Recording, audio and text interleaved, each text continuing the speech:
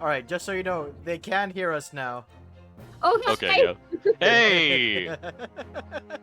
Don't worry about it. We will not be giving context for what we were just talking about. Don't worry, because I it's don't think they funnier that heard way. anything. Okay, yeah. Oh god. Anyways. Welcome everybody. Yeah. Yeah. Hey. No, we just started. Don't. That's not fair. What? I'm Hmm? confused. What? Uh, Also. turn to death. That needs to Yeah. Oh. Yo, True Song, what up? Welcome. Hey. Hello. Thank you. Yeah. I'm happy to be here, thank you.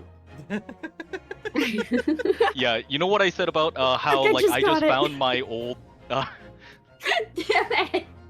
God damn it. Yeah. I one down, 13 more accounts to get. Oh my god. Yep. But now that Oh. I've accidentally somehow muscle memoried my way into finding my old Twitch account, I can also add that to the Fowler account. Thank you. Oh hell yeah.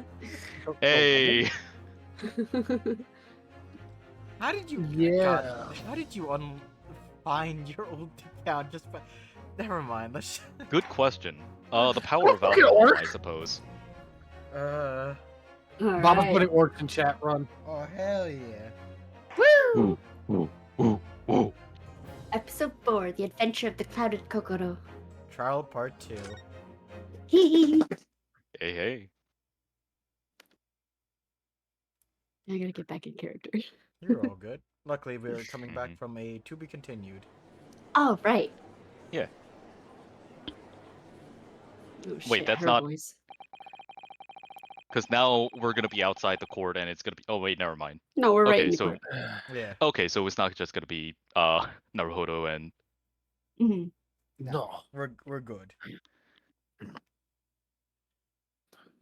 I have considered the defense counsel's request for further summons and examination of the jury. And I have determined that the court must uphold the defense judicial's right to this procedure. So, counsel, you will now proceed with your second summons and examination. I presume the jury is ready, Mr. Foreman. Well, my lord. Very good. In that case, I must ask each of you now to state clearly and concisely for the court the grounds in which you do find the defendant guilty of this crime. The mic though. Yeah, Turnt has a new mic. That's right. Yep. Judicial findings. The jurors' contentions. Yeah, Turnt sound quality. This robot got a new voice box, baby. Yeah. I'm glad y'all hear the difference because I've gone back and seen it. I don't hear it. I was the same. I was the same way. But when I showed my friends my new mic, they were like, "Oh yeah, no, you sound 100 times better." The accused left behind the evidence at the scene, didn't he? Those 3 books of his.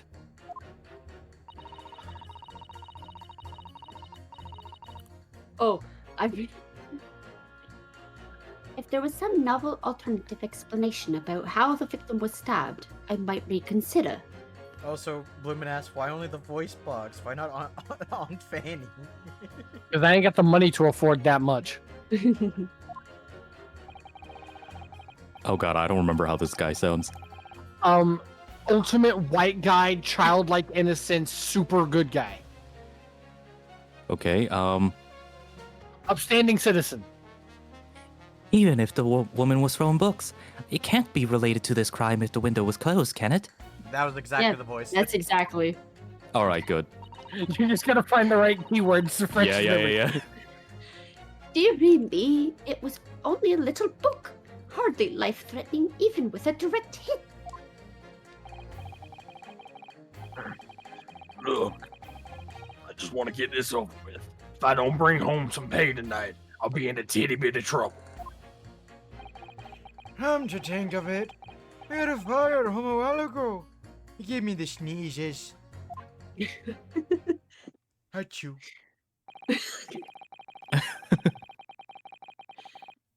Yes, Considerably more tangible arguments from all the members of the first time around, it seems. With one notable section, of course. My learned student friend was unable to find fault in the previous witness testimony.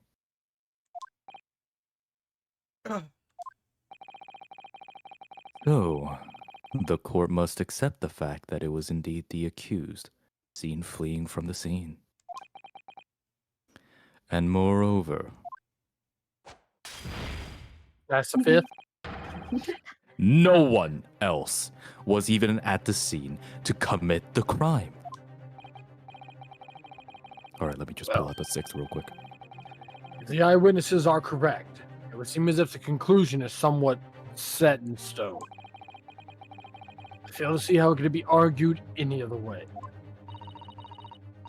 That means, I'm afraid, that during this summation examination, it's essential that you establish some other tangible explanation for the facts. But how? What could even constitute a tangible explanation here? Isn't it obvious? Who stabbed the woman and how? Those two details are all you need to provide. Also, yes, I could have cooked a steak with that wine, but I'm going to cook Mr. Naruhodo here and now. No, please. You have no choice in this matter. Simply give us a name and a method by which the attack was conducted. And there I was thinking this might be hard. But Mr. Naruhodo, you have to do it. Otherwise, this really will be where the trial ends. No pressure then.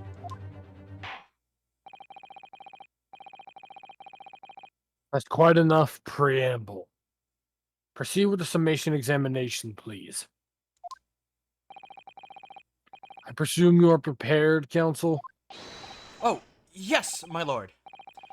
All right, you Ryunosuke. Focus your mind now. Ugh. Damn, I saw his lip jiggle. Clearly, the key to the summation examination is going to be juror number 4, the maid. Or should I say, Mrs. Garydeb. We have a book that disappeared from the Garydeb's house on the evening of the incident. And the fourth book found in the victim's hand. There must be a way to link the two. Yes, that's what we have to find. Using every technique I've learned in my short career so far. Whatever it takes. Don't forget to keep an eye on Mrs. Garydeb and how she reacts, even to the things other people say. Alright, well, this is happening. This has been bothering me really bad. To give you a hint, you would not use wine in a stew, simply because the fruit flavors that are used in wine would give it a bad taste quality, and it would take too long to burn the alcohol off. Sorry, I've been seeing him talking about it in a while. My chef instincts kicked in, and it was bugging me. You are absolutely fair. All right. Recipe.exe has activated. It's fucking raw! It's fucking raw. Executing Ramsey.exe. The defense's rebuttal. Hold it! But as we know now, there were 4 books, not 3. Well, what difference does it make?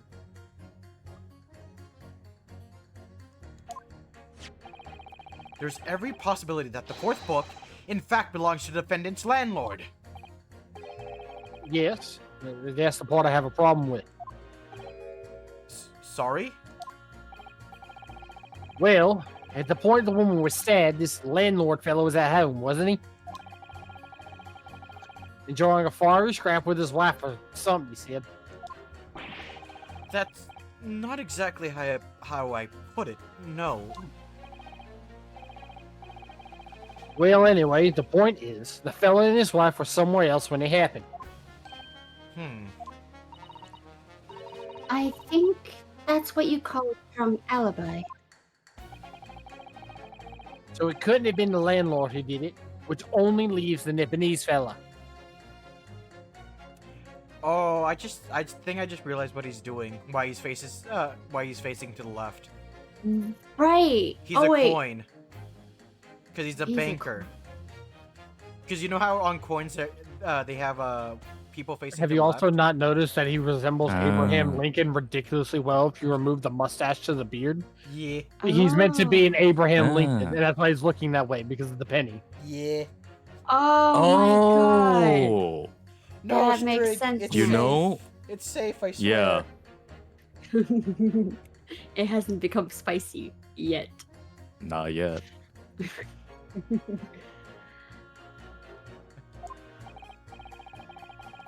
Honestly, I can't see what all this palette is about. It's a done deal, isn't it? I suppose it is, since I've got nothing witty left to say. Hold it! So, you might be willing to change your decision, you mean? Oh my, such delight on your face, but I'm afraid I shan't be swayed by emotion. Despite what you may think of me, I am a very modern, metropolitan, and rational woman. That's great. If one reads the morning papers, it's all forgotten by tea time, isn't it? So why read them in the first place? You see, modern, metropolitan, and rational thinking, wouldn't you say? And not at all extreme. As I see it, an overwhelmingly suspicious Japanese man has been implicated by oh god, You're okay. overwhelmingly strong testimony. La la la la. So despite one or two minor puzzlements, I do declare that the man is overwhelmingly guilty. Modern, metropolitan, and rational logic, wouldn't you say? No. Overwhelmingly. But us modern gals are always delighted to embrace new fads, you know? So I'd be only happy to consider an exciting new theory if you could come up with one. I'd be happy to do that too. If only I could. Let's do our best not to disappoint the modern and metropolitan young lady. Right. I'm glad you admitted rational there. Also, why does she have such a small mouth? Who? The Oh, girl to the who? left. She has such a tiny mouth compared to every other character. Because she's puckering her lips. Still a small mouth. Hold it! But what about the possibility the window was open? What about it? I mean, there's just no way that it could have been. How can you be so sure? The prosecutor fellow over there said it earlier, didn't he? Winters in London are no joke. You don't want to invite that sort of cold indoors. So, no. That window wasn't open. Us Londoners like sitting by the fire and staying warm, see? But you could categorically state that the window wasn't... But you couldn't categorically state that the window wasn't open, could you? It just wasn't. They wouldn't have opened it. Then what's the point of even having windows, huh?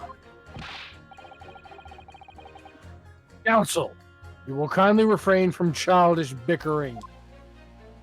Oh, sorry. Somehow, I need to show that there was undeniable possibility that that window was open. Because this young man isn't going to budge otherwise. Haha. Hold it! But the little book was on fire at the time, was it not? With flames of love, I'll have you know. There's really no such thing as a loving incendiary bomb. Well, he brought it upon himself. He's playing with fire, betray of fiery love. Isn't it? Well, don't you agree? Oh, well, any kind of betrayal is certainly a bad thing, yes. But, I think the argument might have arisen out of your misunderstanding, Mrs. Garydub. You mind that? The point is, we were just having a jovial little dispute. Nothing more. And I won't have any more of these suggestions that it was anything whatsoever to do with this crime. I can't do a British when I'm yelling, apparently. No, you're good. Right, well, we'll see about that. But what about juror number 5? He doesn't seem to be turning a hair at Mrs. Garidab. Relentless onslaughts. It's almost as though he's used to it. What a gentle soul he is. Yo, he's just like me. For real, for real. Hold it! You just want to get this over with? How can you sit there and say something like that? A man's future is at stake here. Well, him and me both in, like I said before. What? I told you already. I'm a day laborer, aren't I? If I don't bring home some radios with me tonight, you'll find me floating face down in the Thames tomorrow morning. What? You heard me. My missus isn't one to mess about, you know. She can be fierce, believe you me. Oh, that's why. Another You really shining do that. example. Go ahead. You really do that character like perfectly. Yep. God, and I can't get over, like, in the English version of this, he has such a soft voice, and it's so weird. The English voice acting is great, don't get me wrong, but God, some of the voices are just misses. Another shining example of marital bliss, then. A situation like this cropped up the other day. It was, well, Oh, Thames is pronounced without the H. I didn't know that. Yeah, it's weird. Wait, so like Thames? Like the Thames River. Yeah. Huh. Thames pronounced like Well- tamales. Is that... The Tamales River. Is- Okay, sure. Whatever. Yeah, it's like the Thames River. Yeah.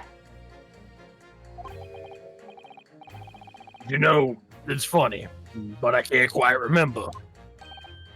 Sorry? I was too frightened, that's the thing. I must have blocked it out. Helpful. I wonder if Mr. Beat will ever be dragged into the Thames by his scarf. Don't even go there, Mr. Sato. There must be a way to jog his memory about all this. Oh yeah, wait, I already read that. Hold it! Does that have anything to do with your decision about the defendant's culpability in this case? Sorry? Harsha? You have to speak up, lad.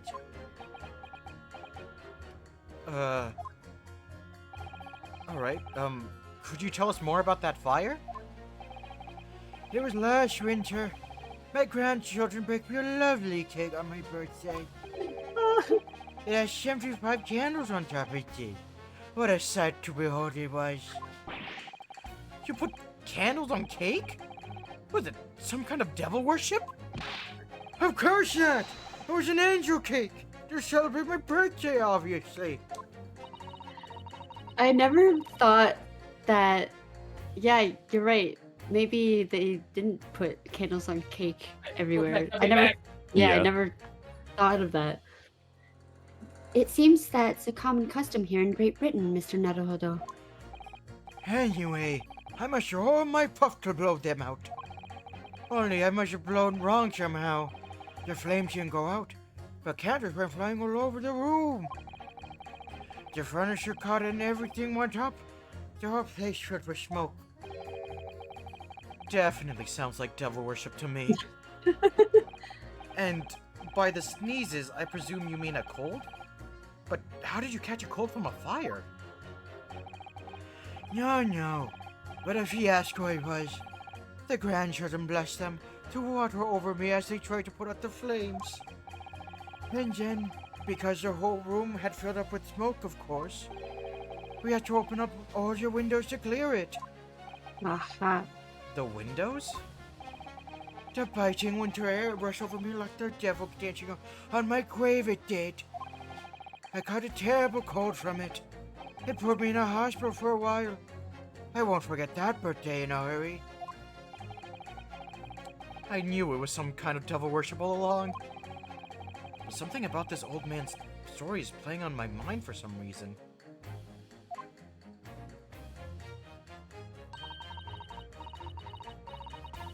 Story, music. You are good? There.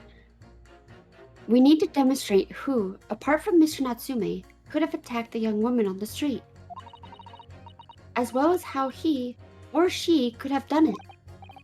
Yes, but once again, the juror statements are full of personal prejudice. A lot of them seem convinced that they're right, even in the face of logical arguments to the contrary. I think you're going to need to pit them against each other to force them to accept an alternative explanation. Yes. I don't necessarily need to find contradictions between their assertions, just a connection that might do the trick. Alright, I'll see what I can do. If anything stands out, I'll go in for a strike. That's the spirit! It's the smoke. It's the Yeah. smoke. Let me see, did he change his thing at all? Yeah, here we go. Oh wait, I forgot. Bang, and bang. Objection! These two juror statements clearly contradict one another. I apologize if I go back and forth for a minute. You're all good. Shit. Yeah. You're good. Ah, fuck. They do. How exactly, counsel? Don't point at me again. I told you, it wasn't me. What's that you say? Speak up, lad, speak up! Juror number 3, do you see? Me? See what, sir? Did you hear juror number 6's account of his birthday celebrations last year? It seems, despite being a Londoner, he once opened his windows in the middle of winter. Well, yes, of course, because it was an emergency. I mean, obviously, if the room was filled with smoke from a fire, then you'd be mad not to open the... Ooh.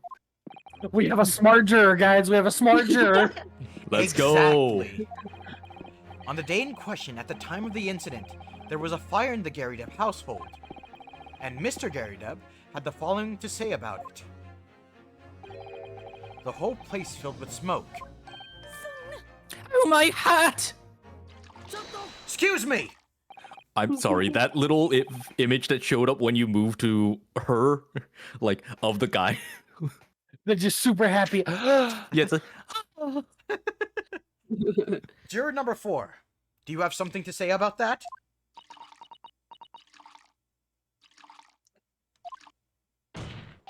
Mrs. Garydeb! Oh, dearie me. What is the meaning of this? How dare you imply that I'm hiding who I really am? It's imperative that you confirm something for the court. So please, it's time to drop the pretense now. What is it? When the fire started in your house that day, did you or your husband open the window? What? I beg your pardon? What are you insinuating? The room would have been thick with smoke after the carpet and the bookcase caught fire as they did. In a situation like that, it's inconceivable that you wouldn't have opened the window.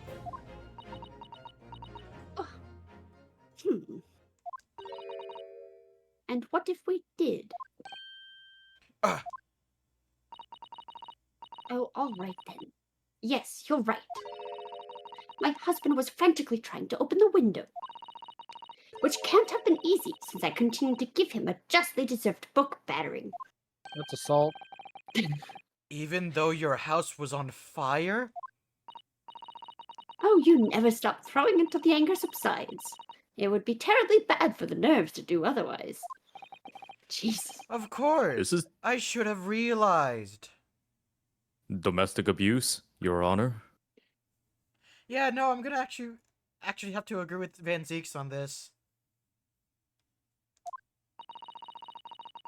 Yeah. That's a significant step forward, Mr. Naruhodo.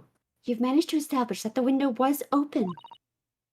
We simply must have that added to Mrs. Garydeb's formal statement.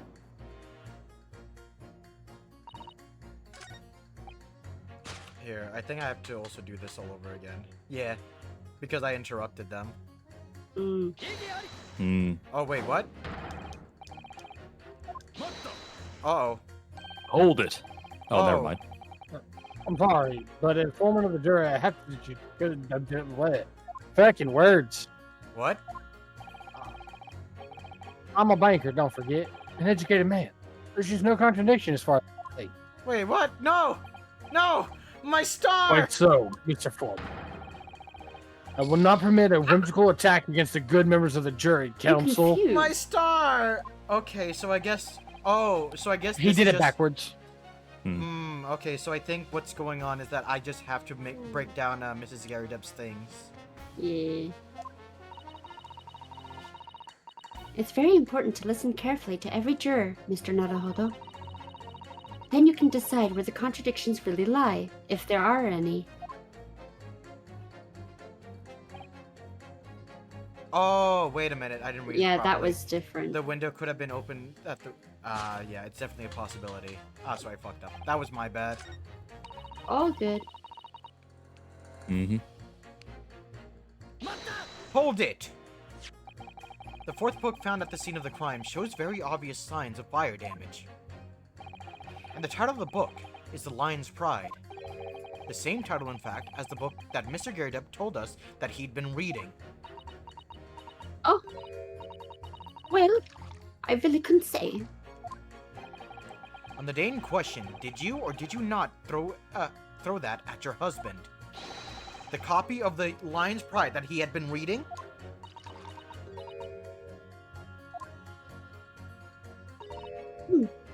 Mm-hmm. I did. Uh. It was the first thing I could lay my hands on, so I hurled it straight at him. And now you come to mention it, yes. He was rather enjoying reading it, you're right.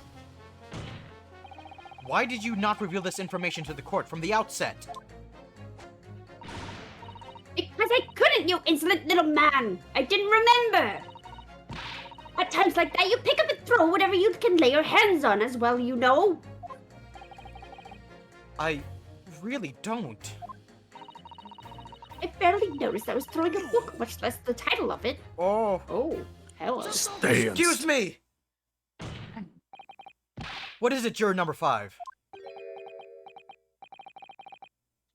You know something? I remember what it was. The memory I blocked out. Ah, I was listening to what this granny was saying. Brought it all flooding back. Who are you calling a granny, you cheeky devil? I'm Mrs. Garydeb of the... or the maid, I'll have you know. man doesn't even flinch. Please tell me that's not because he's used to being hit all the time. It was about 2 weeks ago now. I just got back home after work. I put my hand in my pocket for the wages I just earned that day, and I nearly died.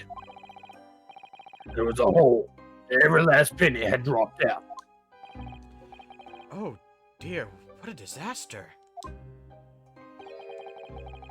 You haven't heard the half of it, boy. Oh? My wife was cutting up some chicken at the time. 1 second, I have a phone call. Okay. Oh. Yep. In the meantime, T, from the perspective, with the voice of this guy, could you just give us a "Awaken My Masters"? How do you want it done? I'll leave it up to your creativity. This is from... Awaken Jojo. my masters. Perfect. JoJo's Bizarre Adventure. Jotaro. I see you made it all the way here.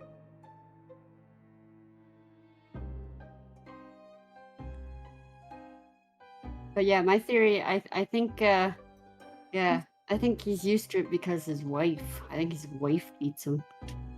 What is it with the amount of domestic violence in this country?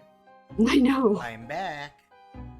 Welcome back. Sorry about that. Welcome back. You're good.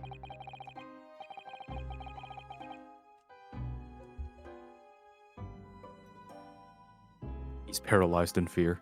Oh no. Turn? Take your time, juror. I understand. This is a frightening memory. I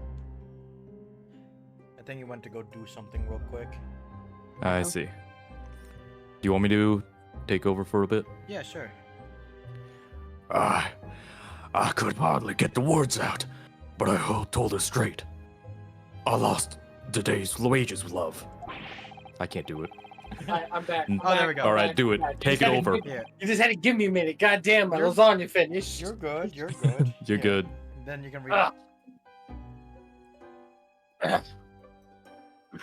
The wife was turned up chicken at the time. I could hardly get the words out, but I told her straight. I've lost all day's wages, love. Next thing I knew, the blade was whistling past my ear. Stuck in the wall next to me, it did. About an inch deep. Attempted murder. No words, just terror. This goes beyond domestic. I could smell it then, you know. That god-awful stench of the things. I was sure I was going to end up face down in the muddy banks that night. I can tell you. Now, that's a real disaster, isn't it? I'll never use the word lightly again. Anyway, the point I'm trying to make is this. When women lose their rag, they'll throw anything at you. Knives, hatchets, hammers, you name it. Mr. Naruhodo, you mustn't think that all women are so short-tempered and unrefined. No, I wasn't thinking that. Throwing household objects at people is, well, it's so uncivilized. Yeah, just throw the people. At least attack with honor, using a bow or the like, or a Susato takedown. What? Attack? Who are you going to attack? Never mind. Anyway, this man's words could be rather significant, I think. All right, we'll come back to the bow and arrow thing later, if I dare.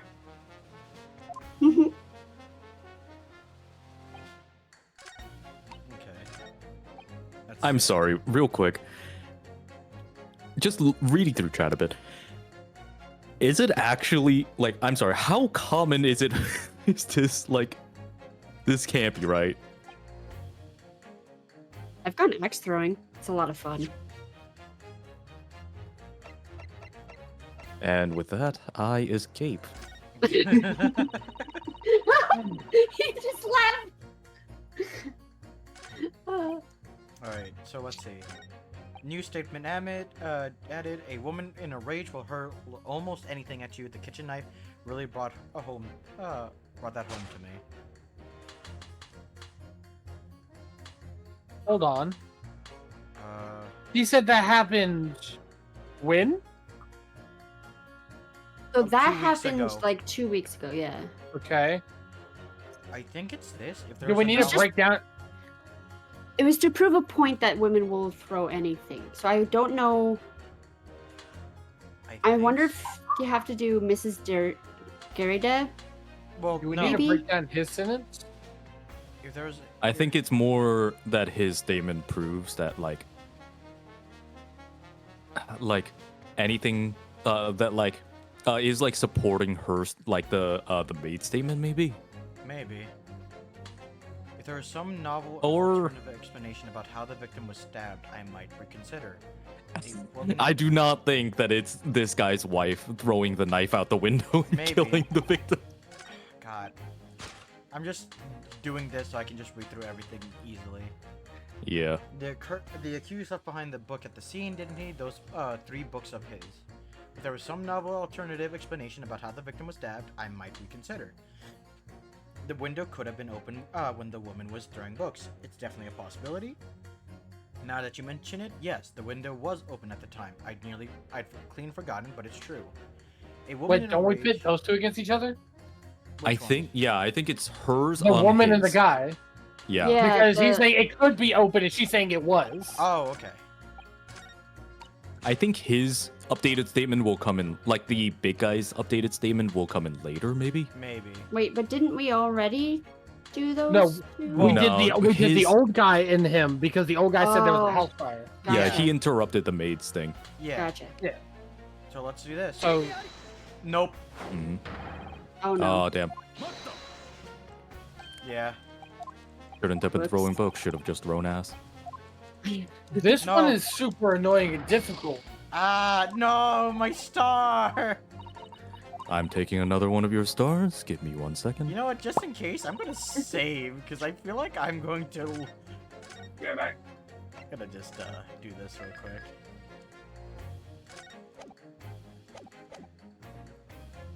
So what if you? Here. What let if you me- like just Hmm. have I'm gonna try this because I don't know.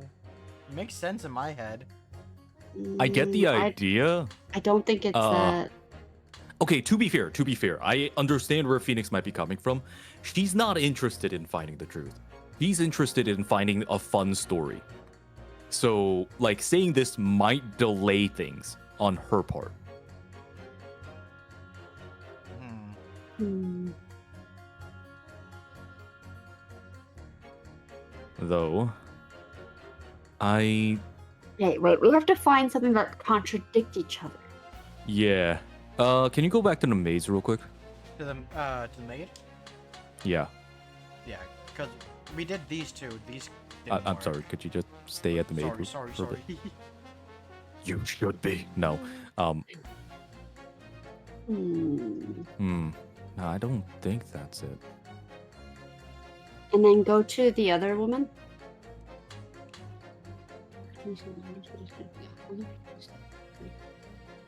What's the foreman's? I doubt he has anything to do with this, but could you just check the foreman's? The foreman.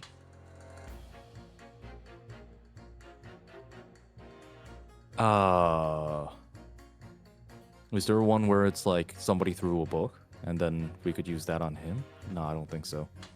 I think he's gonna be the last. Here, can I just try it? Yeah. Yeah, Alright. I can see the logic in this. but- Objection! Those two statements clearly have a deeply significant connection. Wait, we did it? Yeah. Yes. Fuck. Did we find out who it was? Yeah, it was 2 and 5. The lady and the dude, like I was saying. Ah. Good grief. You mean they don't contradict each other? Explain, counsel, at once. Give me 1 second. I'm going to put my phone to charge so I can clearly see chat. Because it's at 5%. I did not care to recharge it. And that is my fault. There we go. Juror number 2. Do you think perhaps that this could be one such novel alternative?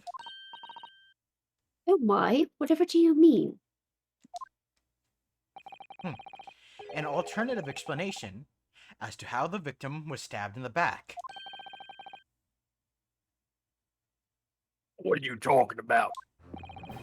We've demonstrated that the fourth book, The Lion's Pride, that was found at the scene of the crime, originated in Mr. Garydep's room on the top floor of his house.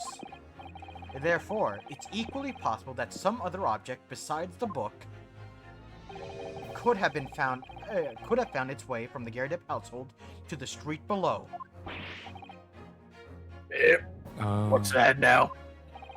After all, Mrs. Garydep could have thrown any number of different objects at her husband. Isn't that right, juror number 4? What are you insinuating now, you little beanpole? Okay, rude. My feelings are hurt. Run away Good. here from me, you oversized hacky sack. Now you're rude. It's alright, Mr. Naruhodo. It's a good look on you. I'm beginning to think that ever since the true origins of this book came to light, perhaps she's had a feeling this might be what happened. Now you listen here, you Eastern Gala. As Racist. the foreman of this, As the foreman of this jury, I demand a straight answer. You give us this yarn about some other object making its way out of the house, but what? What is it? Oh, got wait, it. does the Thank you. ah, Gine. Does the knife possibly have like a lion emblem somewhere? I wonder. No. Ah, damn. Meow. But it is chipped. Yeah. Hmm. I'm pretty sure it says that in the description. Oh no, it Mhm. doesn't. Oh, it does. Oh. Let's examine know- it. Because I know we did examine it. Yeah. I think we did check the tip, but Chip, yep.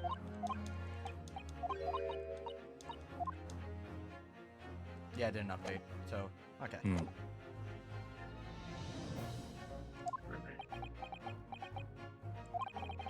I'm really taking a big gamble here. That was a bold accusation to make, but I haven't had any real evidence to back it up. But I'm certain that at the very least, this warrants further investigation. Alright, Mr. Foreman. I'll try to explain the defense's theory. The other object that found its way from the Garideb household to the scene of the crime was... Nice. Take that!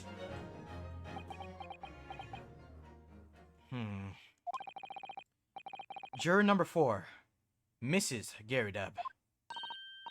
What? What now? I must apologize in advance for this. So let me just put that there.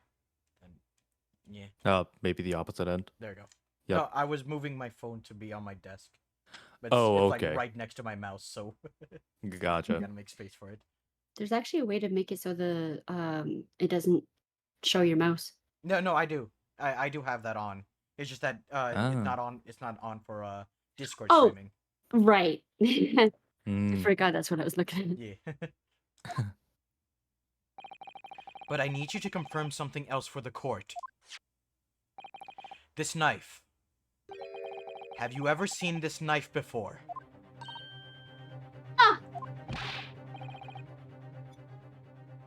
Lord Counsel, what on earth are you doing? That's the weapon that was launched in the victim's back, man.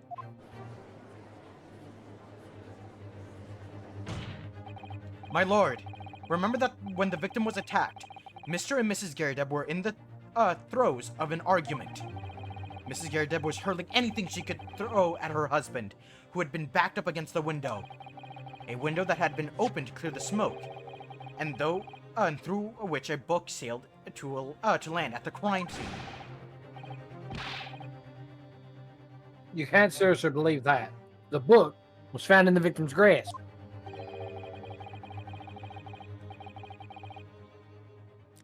Are you saying that it flew out the window and across the street to land neatly in a hand?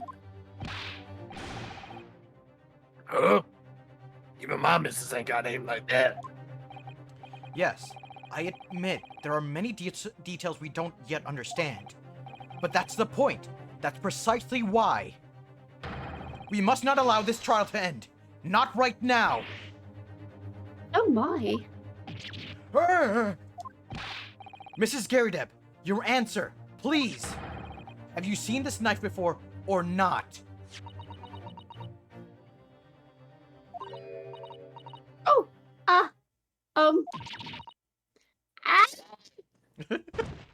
Oh, Is you gonna come back up without the maid outfit on? I hope not. So what do we do? So what do we do if one of the jurors die?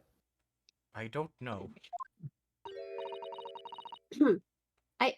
I wish to change my decision. I'm a woman of my word, after all. Thank you, madam. Yes, I agree. I certainly didn't see this coming, but I just don't think it would be right for this trial to come to an end now with so many unanswered questions. Good man. Mr. Didn't expect Foreman. it from him. I'd have to agree. Not that I think the granny did it, mind. Yes. You know what? I'm not quite happy about this at the moment either. Even though I'm smiling. All together, gal, ladies and gents. Old man? Are you aware of what's happening? No, what's going on? I wasn't listening. We did it! Oh, congratulations, Mr. Naruhodo.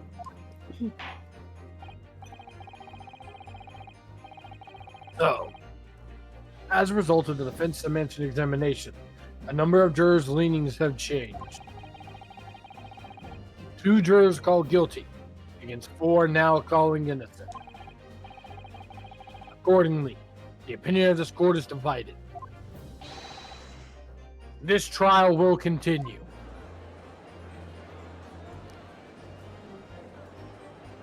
God, if...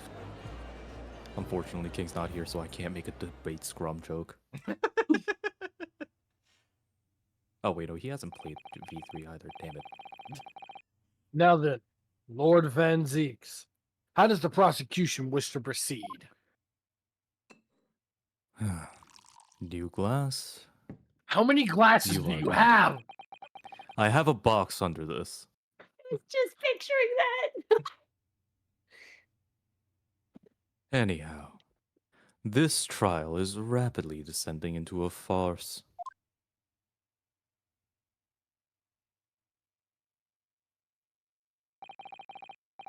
Like a corked wine, the first few sips are bitter enough.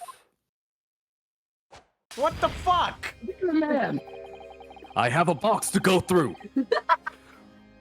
But what follows is so repugnant. It's good for nothing save the gutter. how dare you waste alcohol? If I may, Lord Van Zeeks, the defense has just put forward a credible alternative explanation for what happened. Credible. Is that your considered opinion, Mr. Foreman? The defense's argument is a joke, to which I barely know how to respond. But let me start by insisting that you must all familiarize yourself to be better with the relative positions of those places being discussed. What do you mean by that? What's his angle this time? It should already be more than apparent that between the crime scene and the Garadeb household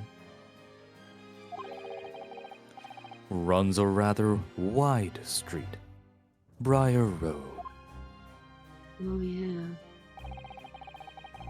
which means that the distance from the Garadeb's house to the scene is some, yes, 15 yards. Let me see. 15 yards. That's around 14 meters. 14 meters? Oh, that's a little farther than I imagined. And, as you ladies and gentlemen of the jury have rightly noted as having portentous significance, the 4th book was found in the victim's clutches. In other words, the smoldering book, wantonly hurled by the lady of the house, traveled some 15 yards to land on the opposite side of the road, neatly between the collapsed victim's fingers and thumb. Is that your final conclusion, my learned and deluded friend?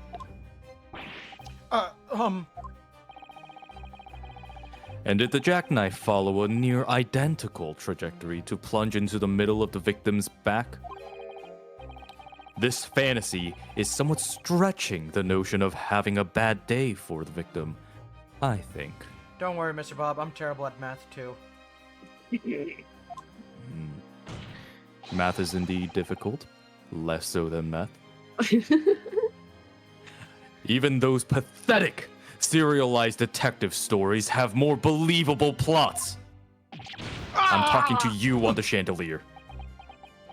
Oh, Oh! I didn't think you're fine up here. There's nothing I God can damn it! I'll get him down this time.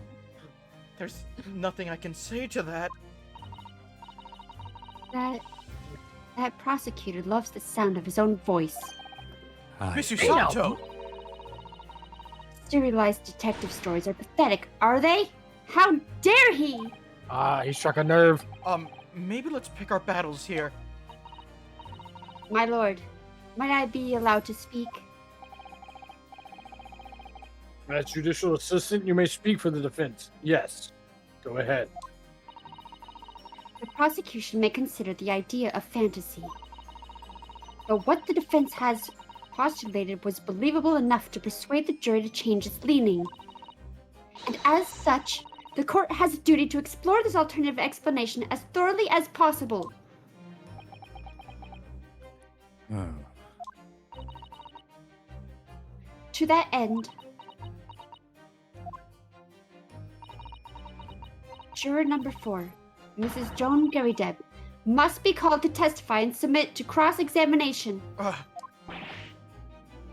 Saints alive! A cross-examination of a juror?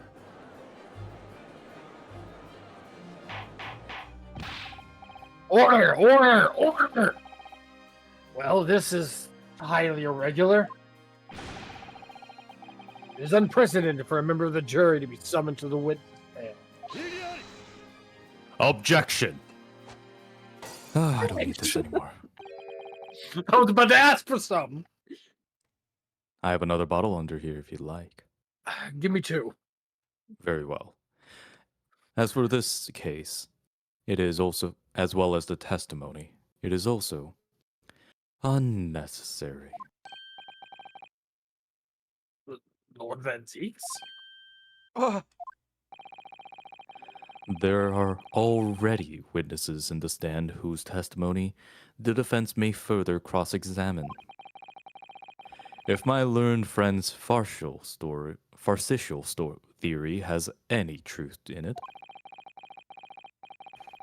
then both a burning book and a jackknife must have flown through the sky before this couple's eyes. And we must I forgot. allow you to do that one last time. There we go. And we must assume they would be able to testify accordingly. I never authorized a 4th time.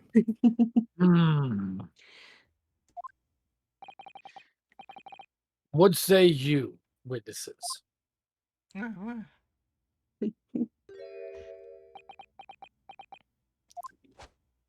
Yes, sir! Constable Raleigh Beat reporting for duty, sir! Well, good morning, officer. Sorry for dozing until now, sir! I haven't slept for a month on account of a villain who's appeared on my beat, sir! Oh, they are so heroic, these London bobbies. Patricia, my darling, I've been neglecting you, but no more! Oh, Rolly, my hero, you make me swoon. Very well. I hereby reject the defense's request. Oh, is it too loud? I can adjust volume if you guys want. Whoa! Okay, that was almost my phone falling. Well, let's just place it there. There we go.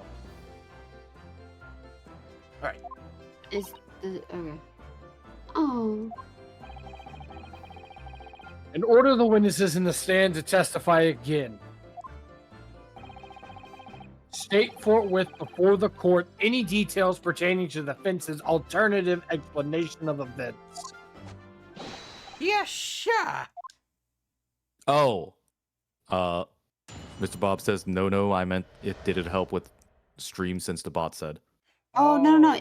What we're talking about is just a reminder that if you want to say watch stream just to support and don't want to hear it and do things like in the background, don't mute the actual stream, mute your tab, or also saying you could move the Leave it at 1%. dial. Yeah, Yeah, to just don't leave mute it 1%. when you lurk. Yeah, Yeah. that's all I'm saying.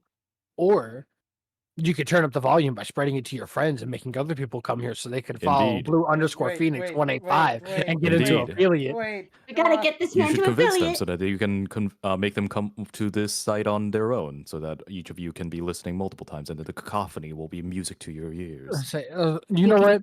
If you, Army. I'll make a deal. If we can get 4 followers within this stream, 4 new ones, Wait. the next time we do a stream, I will let chat pick my voice for a character. Huh? Furthermore, I will allow I will say that the chat can give any line for either me or Turret to say. Huh? Okay, I agree to that one, but I think maybe Phoenix should. I don't know. It's up to Phoenix in the end, I actually. mean, it's fine.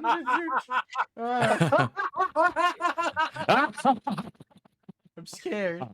Chat help. All right. All right.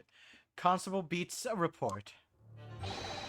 This case has nothing to do with Mr. and Mrs. Gary Depp. Believe me, sir. A London Bobby is good for his word. You see, sir, the windows on the top floor of the Gary Depp house are top unhinged casements. Obviously, if anything had been thrown out the window, we would have seen it. I did leave the scene to go fetch help, but my trusty Rolly was there to make sure nothing was disturbed. I didn't take my eye off the crime scene for one moment, sir. Nothing strange to report on the front, sir. Wait, is he Rolly because he's a police? Like police? Roly poly. God damn it. Mr. Claus?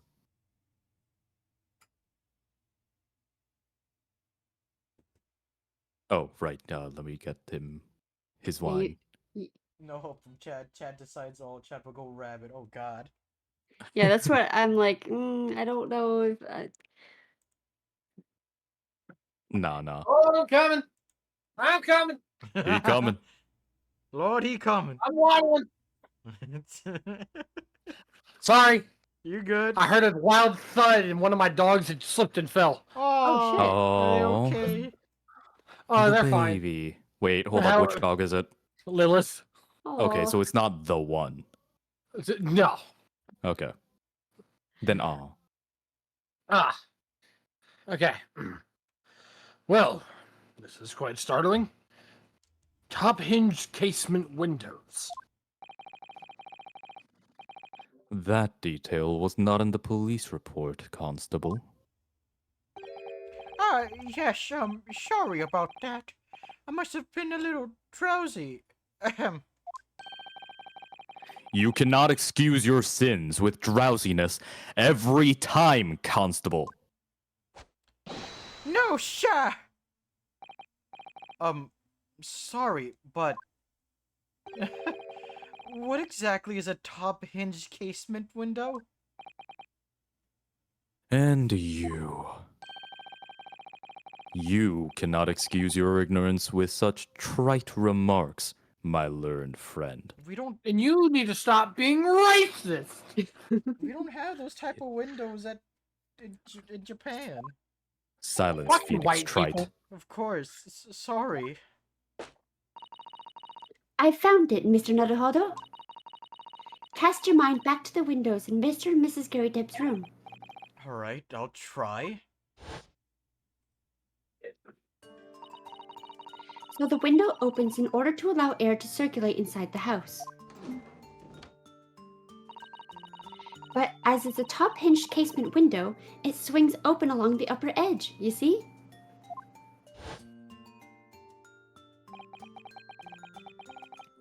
I'm glad you rectified your ignorance. A casement window's most prominent feature is its stay, a metal bar which prevents the window from being opened beyond a certain amount. It prevents it opening? This is all news to me. Absolutely correct, sir. In other words, if a book or knife were to have been thrown through the open window, it would have clattered against the pane and fallen straight down to the pavement below. No. You see the problem then? Good. Your education in Windows is complete. There was never any possibility of either the book or the knife traveling 15 yards over the road. That is, unless the window pane had been shattered, something we've discounted already. That can't be. Did you see that, Rolly? That young Japanese man just collapsed in agony. Oh, yes, my darling, I saw it. I saw how he crumbled before me. Oh, Rolly, you're so strong. Oh my god. Oh my god. How is this happening? I haven't even started the cross-examination yet. And my argument's destroyed. Counsel, if you could drag yourself upright again, the court awaits your cross-examination. Oh no, I prefer seeing him face down. My lord. Cease, man! Oh, good. Another desperate situation. First one for the night. Hold it! How can you say that for certain? A very good question, Sha. And the answer is this. There's a noble founding principles, of course, written on it as a reminder to all us policemen of our sworn duty. Okay, just in time. He showed us that before, didn't he? Did he? I can't say I remember. To patrol the streets of London and uphold the peace of a common man is what the job's all about. And that is why I can stand here today beside my long-suffering wife and tell you a Bobby's good for his word. While rubbing my tired eyes admittedly. Sha! Oh, Rolly, you're so manly. Of course I am, my darling Patricia. Oh, Pat. Oh, No, Oh, barf. none of this is what I meant. I meant, how can you say for certain that this case has nothing to do with Mr. and Mrs. Garydeb? Ah, I see, Sha. You could have said so earlier, Sha. Yes, well, so could you answer the question? That was a waste of time then. Absolutely, Sha. I will answer it to the fullest of my abilities, Sha. There's a surprising reason why Mr. and Mrs. Garydeb domestic dispute can't be related to this case.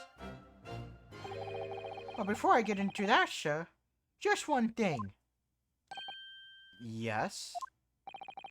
I'd very much like you and your countrymen to understand the great British institution of Scotland Yard. So I hope you'll take back some tales of us, Bobbies, and how we uphold our guiding principles. I wasn't planning on going back just yet. I've only just arrived here. So to that end, Sha, I'd be happy to lend you my warrant card for your pursual. But I must warn you, you won't be able to get through it without shedding a few tears. Thank you. I'll try. Constable Beat's warrant card has been entered into the court record. Warrant card, a small folding wallet that identifies London Bobbies and contains rules of conduct to which they must adhere.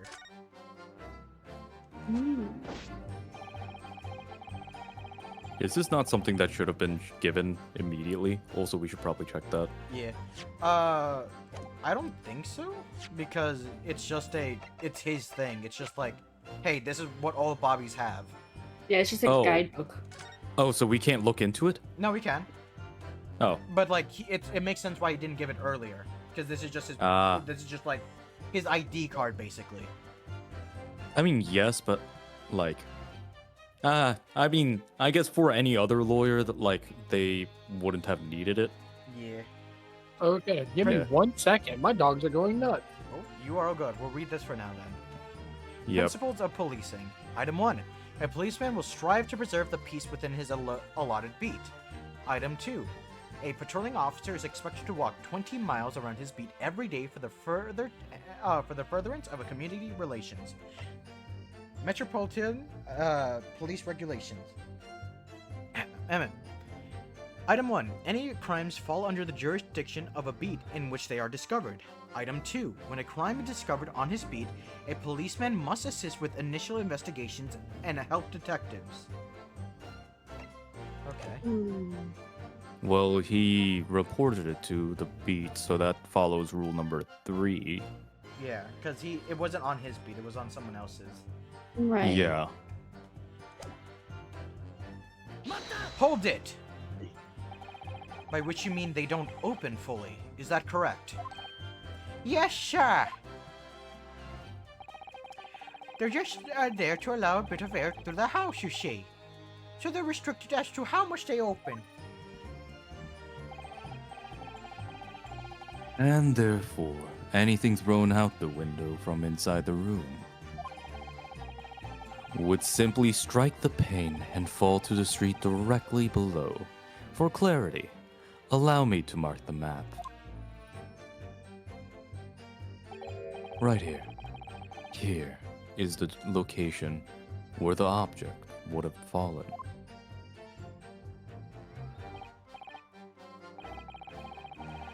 I think Turn is still gone, so... Yes. Directly opposite from the scene of the crime on the other side of the rather wide road. I just pulled out a random voice, I don't fucking know. You're good. Would have been so hard for somebody to mention this top-hinged casement thing before? Well, I have another question for you, Constable. And what would that be, Sha? How did you even know? Why would you have any idea what sort of windows Mr. and Mrs. Garrideb's house is furnished with? Ah, well, sir, that's very simple. You see, I helped with the investigation yesterday. Oh. Excuse me! Why does she look so satisfied? Don't worry about it. Do you have anything? Do you have something to add, Mrs. Beat? Sorry? You look, well, delighted. Is there some particular reason for that? Oh, I was just remembering, that's all. We really were so lucky. Lucky? What do you mean? Well, of course I feel terrible for the poor woman who was attacked. Don't misunderstand me, please. But we were just so lucky it didn't happen on Rolly's beat. It was so close, you see. Oh, I hadn't realized. Oh yes, that street, Briar Road. That's the boundary between Rolly's beat and the next one. Oh. Isn't that right, my love? Yeah, sure. Constable Beat! Huh? Oh, yes, that's right. That's the reason I was helping out with the interviewing of the occupants of Garrideb household yesterday. The house is on my beat, you see, sir. After the stream, I'm going to the park to throw tomatoes at couples in love. No, Nah, Shay, don't do that. nah. Why? First, Do only the annoying first of all, ones. waste of food, but also leave them alone. As of now, they're all annoying. Jesus. That really was cutting it close then. Constable, I wonder if you could clarify something. If the Garrideb household is on your beat, does that mean that the pavement next to it is as well? Outside Mr. Garrideb's house? Yes, ma'am. The pavement on the side of the road is part of my beat. I see. Did they drag her over the border? That's what I'm thinking now, too. Oh. I see. I was unaware of that. If that's what happened, you have full right to throw tomatoes. Just think, if the woman had been attacked just on the other side of Briar Road, we would have never been able to go for that meal to celebrate our wedding anniversary. But that's the life of a Bobby after all. Oh, rule number 4.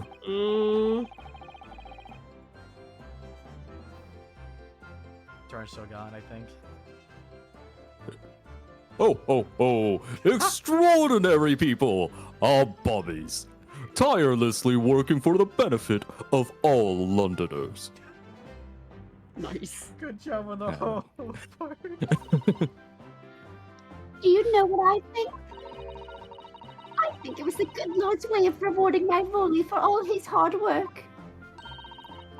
Don't you think so, my darling? That must be... That... Oh, yeah, no. Because he's not facing her, so I'm not doing the voice. That must be it, Pat, my love. That must be it.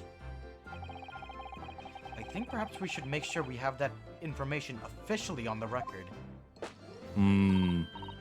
Leave it The to fact me, that Mr. he Navajo, though.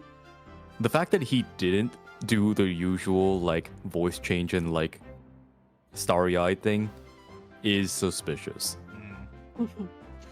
I'll take care of it immediately. The case file information has been updated in the court record. The pavement where the victim was found lies just outside Constable Beat's beat, the border of which runs down the middle of Briar Road. And now it's my turn, I think.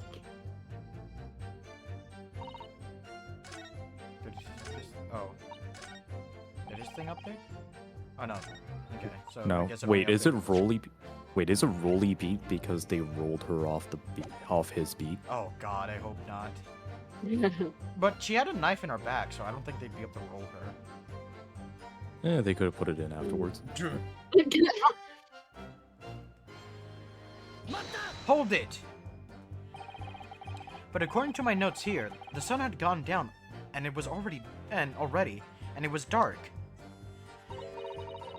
Well, Rolly and I were strolling along, gazing at the night sky and looking for our lucky star.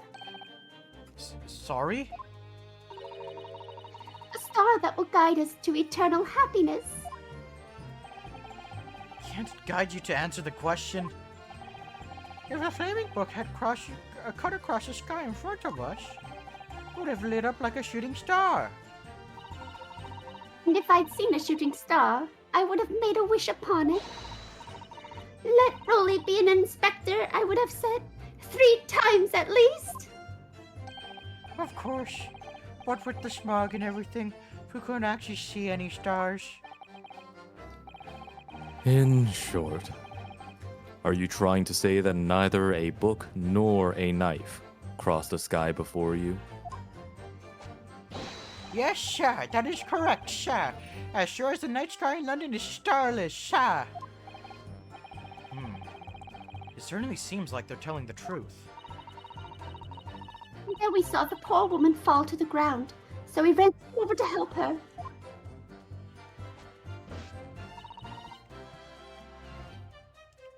Hold it! Yes, you said that you went to a nearby police box to fetch another officer, is that right? That's right, yes. If it had been on Rolly's beat, I would have known exactly where I was going, of course. Don't feel bad, my love. You can't be expected to know the location of every police box on every beat. So Rolly told me the way, only I sort of got a little lost on the way. Patricia, my darling, that's why I love you. Your terrible sense of direction is bewitching to me. Oh, Pat. Oh, Rolly! Oh, please. So I suppose I was gone for about 15 minutes. Oh my god, Shrig is hating this. Shame beat couple. Ding, ding, ding. For a shame beat couple just earned it. I kind of like the shame command now. Same. I kind of missed the gun command, but that's the only one. Yeah. But like I said, my Rolly was at the scene the whole time, making sure nothing was disturbed. I was off duty at the time, of course, but a true puppy is never really off duty, sir. Hold it! Nothing to report? That's correct, sir. Had my eyes wide open the entire time. Never looked away for a second. No one else approached the scene and nothing was removed from it. I can swear that to the odds honor, sir. Really?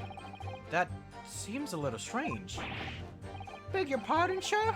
Strange, sir? Seems altogether regular to me, sir. This burnt copy of the Lion's Pride was originally in the Gary Depp household. So the question remains, how did it find its way to the hand of the victim? Can you shed any light on that, seeing as you were at the scene of the crime the entire time?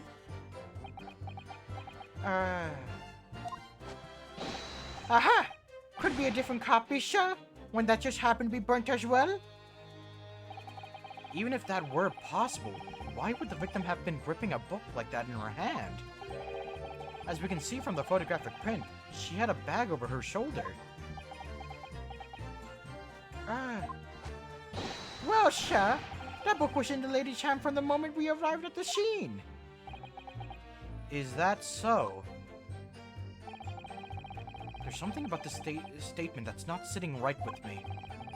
The two mysteries of how that knife ended up in her back and how that book ended up in her hand.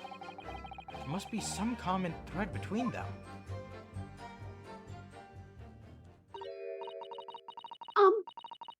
Can I ask you something?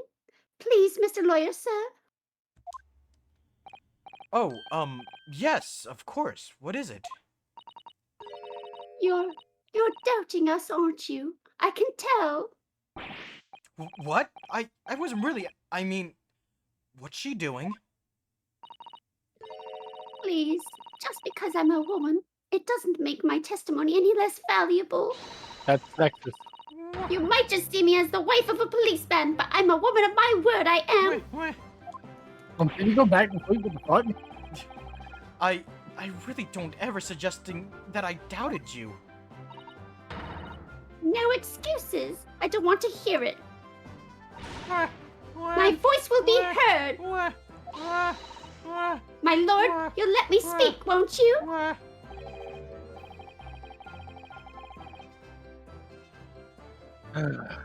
Yes, Miss B. I will allow you to supplement your testimony if you so desire. Sometimes the path of least resistance is the sage one. This is the third count of domestic abuse today. That was a very loud mutter. I heard that. That Japanese man thinks a policeman's wife's word counts for nothing, does he? Well, watch out, sir. I might let you get away with something like that, but my Rolly won't. Duly noted, Mrs. Beat. Please, I humbly ask you to continue.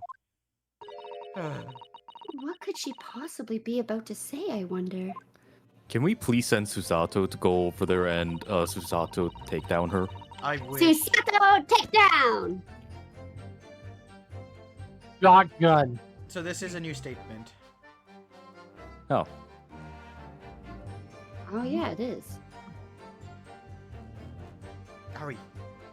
Oh, right. Ah. You're good. I know what I saw. My eyes never let me down. My sense of direction is a little off sometimes, though. Hold it! Mrs. Beat, nobody is questioning what you told us. I saw it. I saw it. I did. That evening. I saw it clearly. The little Eastern man with the whiskers and the funny curved back. Slinking away from the scene.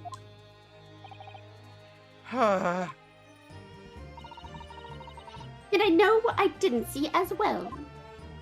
I didn't see any flames or knives flying through the sky. All very clear. You also mentioned something about having a poor sense of direction? Oh, yes. Well, that's a little embarrassing, really. I'm always ending up at the wrong place when I've made arrangements to meet Rolly. He gets Oh, ever so cross. excuse me, Oh. Constable Beat. Is there a problem?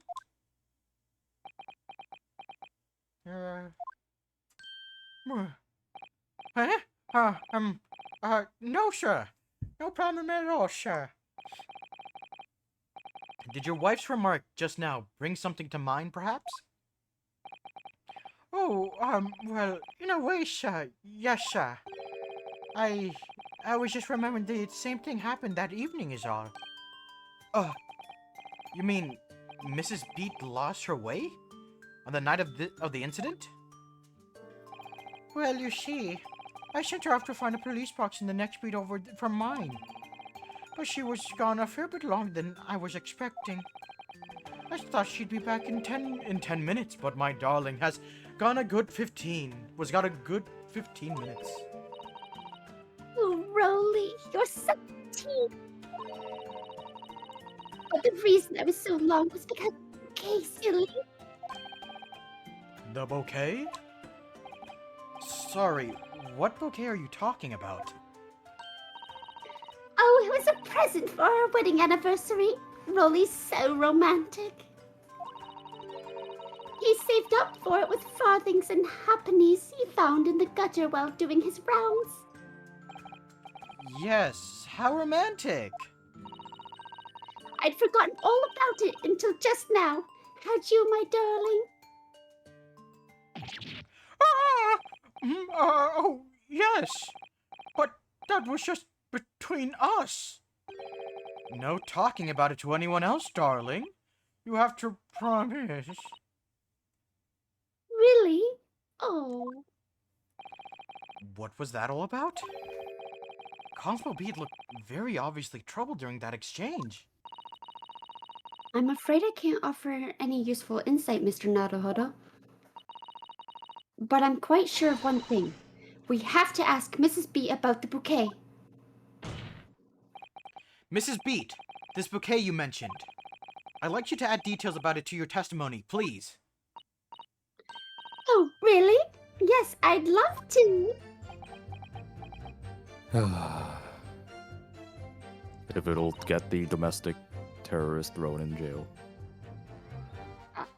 What happened was I dropped my bouquet and ended up losing my way for a while. Hold it! You mean you dropped the bouquet at the scene of the crime? Yes, that's right. I was so upset. When we ran over and saw it was a woman with a knife in her back. I was so shocked. I dropped the bouquet Rolly gave me.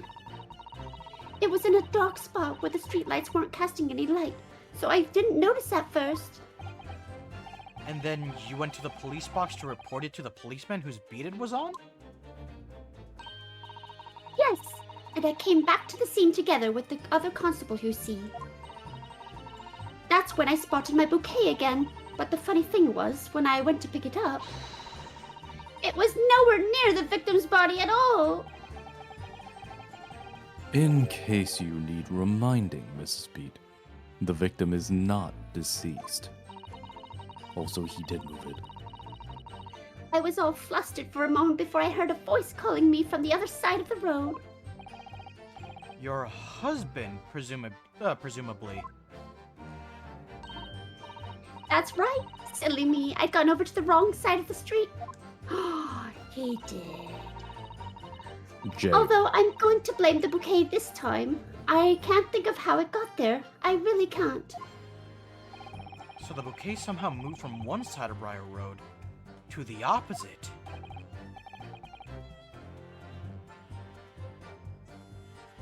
Aren't you there, buddy? Sorry, parents. Fucking animals. You're good? Okay, for now, Jim. I'm back. Oh, okay. You sure you're good? I'm back and forth. Mom's Okay. trying to feed Jack Jack. Nah, you are all good. Ah. I. Curious indeed. Isn't it? But the worst of it is, I forgot to pick the bouquet up again when we left the scene.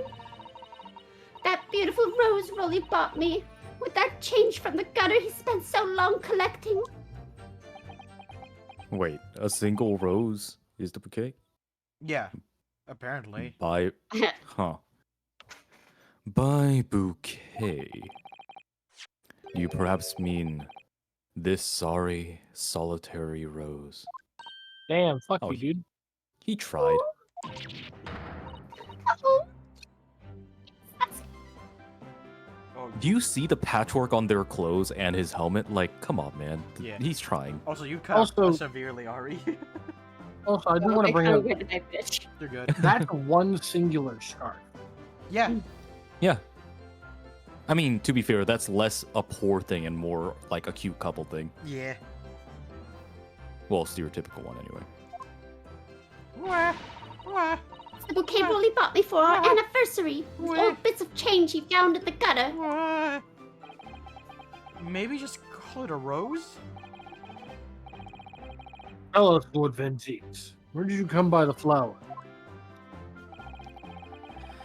According to the report by the police officer in charge of the crime scene investigation, it was found on the edge of the pavement in front of the Garadib household. In front of the Garadib's house? Although, it wasn't noticed until the morning, as it lay where the street lamps cast no light. I'm glad everyone's enjoying my win noises as Rolly. I love it. Yeah, no.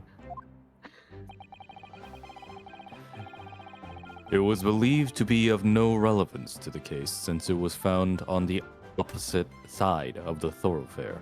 According to the Oratrice Mécaniste de l'Anise Cardinal. God damn it, woman.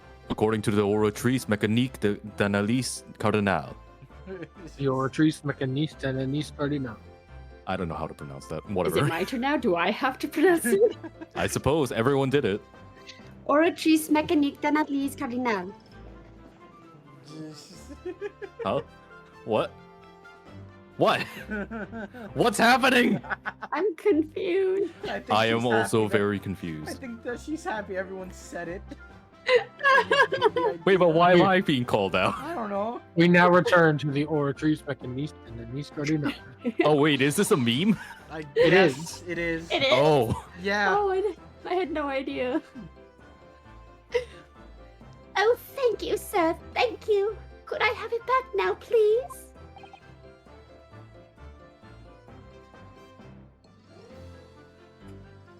Jin sounds like Hmm. Nouvellette. What? It's a meme and its character from Genshin Impact. Oh. Ah, I About see. Genshin Impact. Me neither.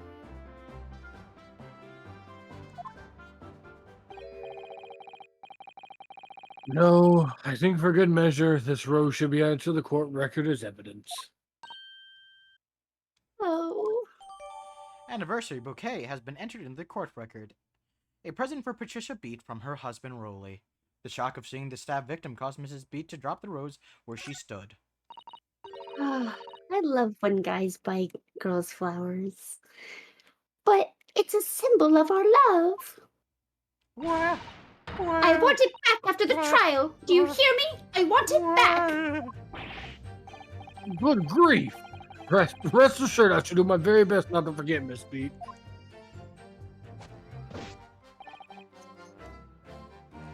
First off, I want to look at the rose.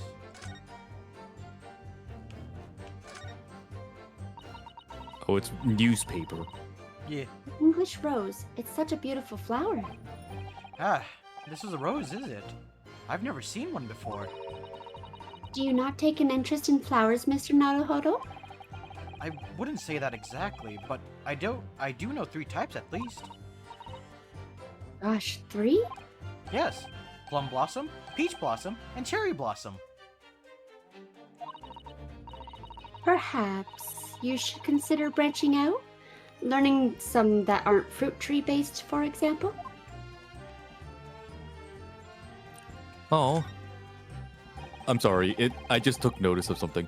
There are like small gaps along the stem where it looks like and it looks like it doesn't have any thorns on it. So I think Rolly literally just plucked each and every single thorn because he was worried about his wife. Ah. You know what? I'm gonna go with that, but I think as a flower shop they do that. Oh wait, do they? Yeah, Oh. but also you don't know if he. Actually, no, he did say he did buy it, or at least Patricia Normally. did say that.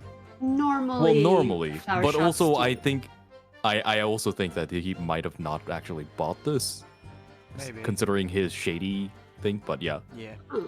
It's a very stylish paper on the flowers wrapped in, isn't it?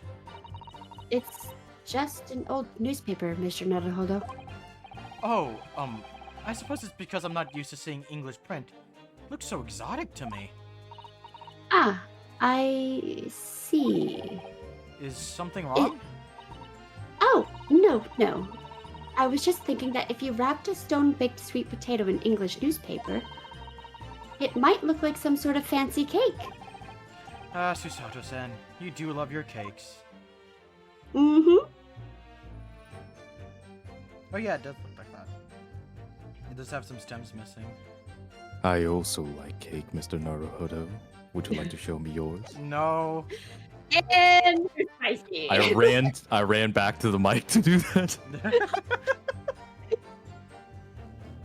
I dropped my bouquet and end up. Okay. To take my cramps.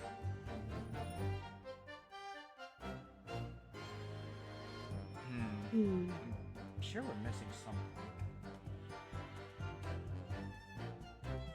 Alright, let's see. Hold it! Nothing to report? That's correct, sir. I had my eyes wide open the entire time. Never looked away for a second. No one else approached the scene and nothing was removed from it. I can swear that to the odds honor, sir. Hmm. Really? That seems a little strange.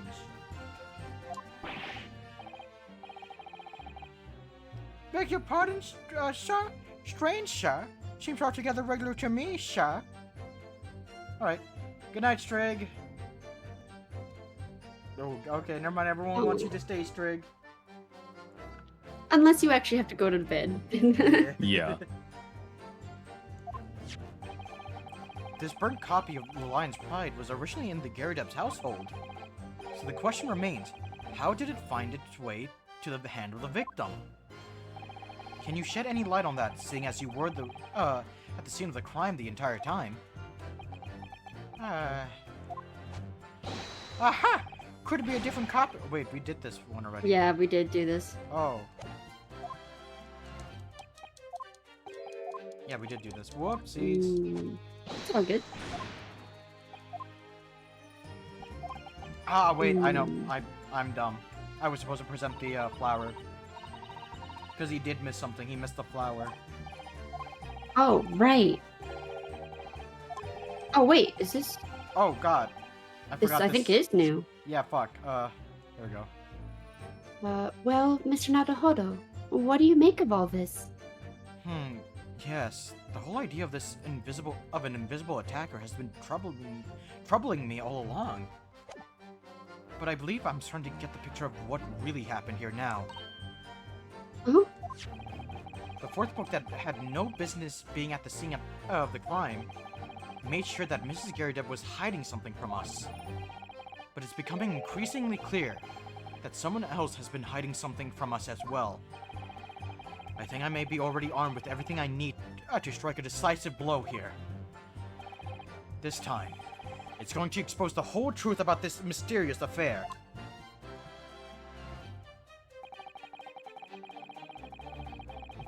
I'm immune. There's nothing to banish me left to bet. What is going behind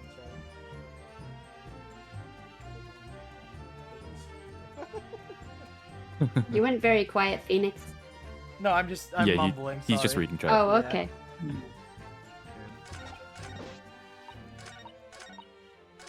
here we go. So if I do this... Objection! You claim, Constable Beat, there was nothing to report. In the 15 minutes or so, you were guarding the scene. But that cannot be. Oh. What? What do you mean to say? In your testimony just now, Mrs. Beat, you explained to the court that when you arrived back at the scene of the crime with the policeman assigned to that beat, the bouquet you had dropped at the victim's side was no longer anywhere nearby. Objection. Yes, on the opposite side of Briar Road to where the victim was attacked. But considering the size of that meager bouquet, if a single sorry bloom could be so described, no doubt it was blown in the wind across the street, back to the gutter, where it belongs. Meager? Objection! But if that were the case, why did Constable Beat not testify to the fact?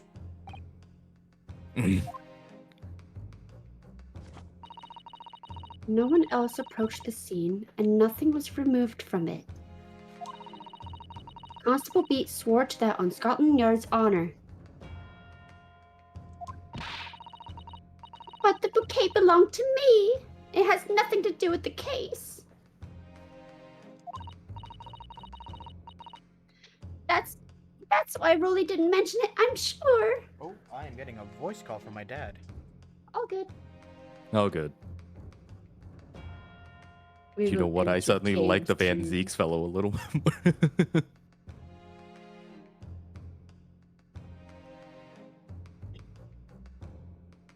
So how is everyone doing? Everyone having fun? Yeah, how are y'all?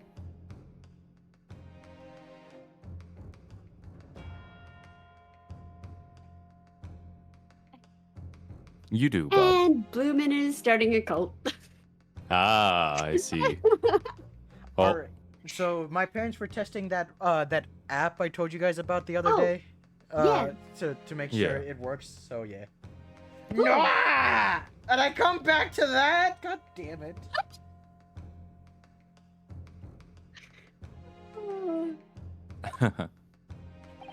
No, because sadly, it's not only your bouquet we're talking about here. More than one thing in this case is mysteriously the wrong way around. what are you talking about? Think about it. Besides Mrs. Beat's bouquet, there's Mr. Garrideb's book.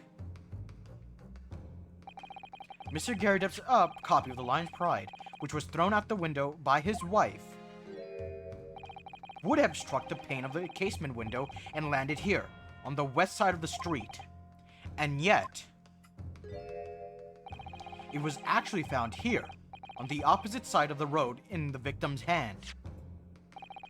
Meanwhile, according to the testimony we heard, Mrs. Beat's bouquet should have been dropped here, at the scene of the crime, on the east end of the street. But in fact, it was actually found here, on the opposite side of the road in front of Mr. and Mrs. Garrideb's house. There's no logical explanation for those things.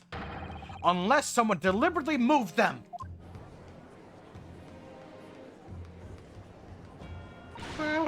What are you trying to say? The way you're talking, it sounds like you think my Rolly's done something wrong. Don't you listen to a word that scrawny lawyer says. Wittering on about books and bouquets. Why should we care? It's nitpicking, that's what it is. Oh good, Mrs. Garrideb's, come around. You might call it nitpicking, Mrs. Garrideb. But deliberately meddling with the scene of the crime is a criminal offense. It's called, Tampering, Mr. Naruhodo. But the person responsible for this tampering cannot admit to it. For a very subtle, but compelling reason. Objection! Tampering? You've barely heard the term before. Tell us, my learned friend, who would possibly have had cause to carry out such an elaborate deception? Yes, there is someone who tampered with the scene of the crime that evening. All the evidence and all the testimony points to that one particular person.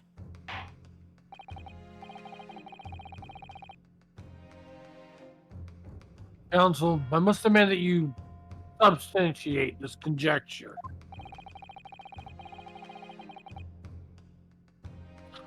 Who are you saying is responsible for tampering with the scene of the crime? Iris Wilson. No, I'm kidding. True. Take that! Yeah, it's him. Obviously, there's only one person who could have been. Constable Rory Beat! It was you!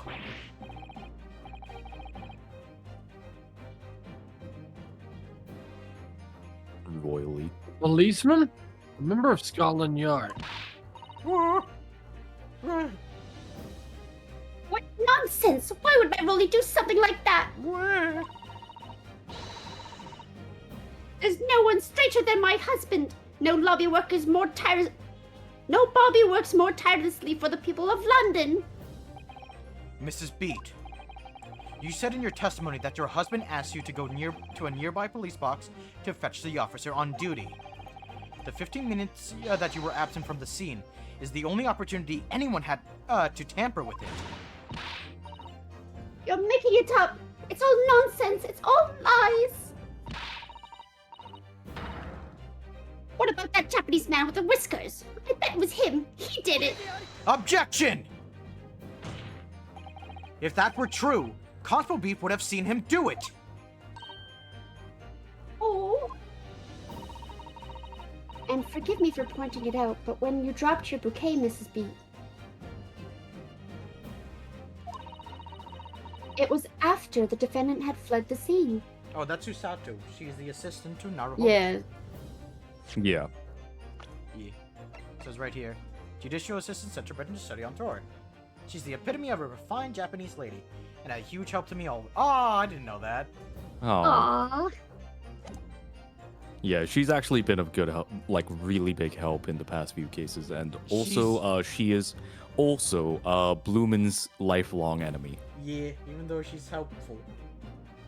Mhm.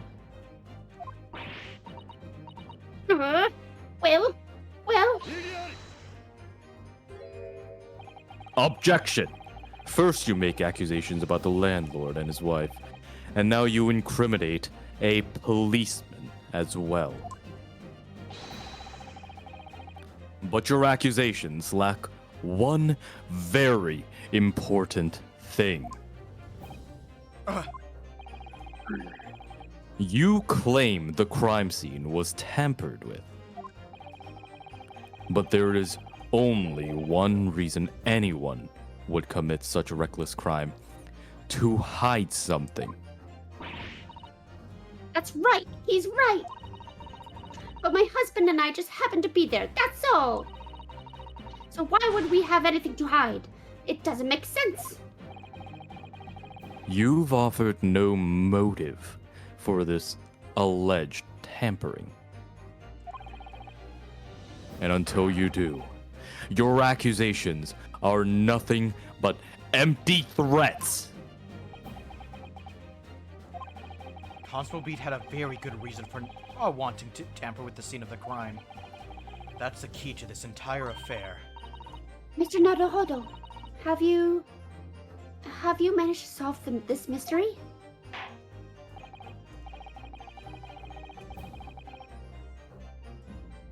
Counsel, you have made a very serious accusation against a London police officer. You're mistaken. I'm sure I need not point out that your reputation as a lawyer will be irrevocably damaged. With that stark warning in mind, you will now explain to the court the motive for this alleged tampering. Yes, my lord.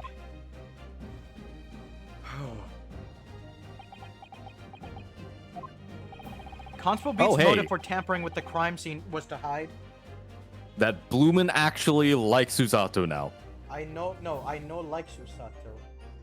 Oh wait, no, never mind. That Bloomin still dislikes Susato. Where the victim fell? Yes. Yeah, because he didn't want it on his beat because they had dinner. Yeah, plans. they were Yeah. right next to each other. Again, doing the most. Where the victim fell to the ground. That is what the Bobbies had to cover up. At all costs. What? Where the victim fell? You mean where she was attacked? What are you talking about? We told you at the very start, didn't we? On the pavement of Briar Road, we saw it happen, remember? It was right here, as if anyone didn't already know. That's certainly what everyone has been led to believe. But in fact, that isn't where the victim was stabbed at all. What? What? Honestly, the fact that you stopped doing the when he started feeling guilty is fantastic. I'm beginning to wonder where this tumultuous trial will end, Counsel. I'm very glad you noticed, Jin. I'm very surprised yup. you noticed. I've been I- keeping tabs, man. I thought that was something that was happening, but I also wasn't sure if you just like... I don't know. Yeah. If that is your assertion, then the court is dying to know my Nipponese friend.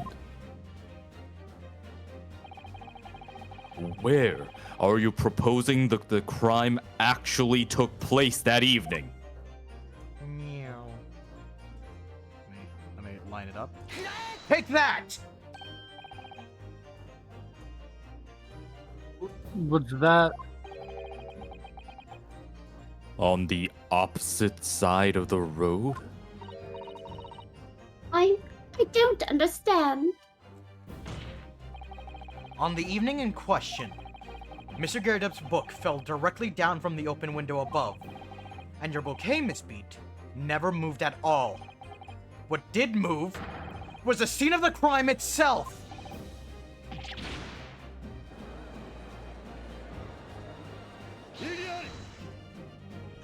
Objection!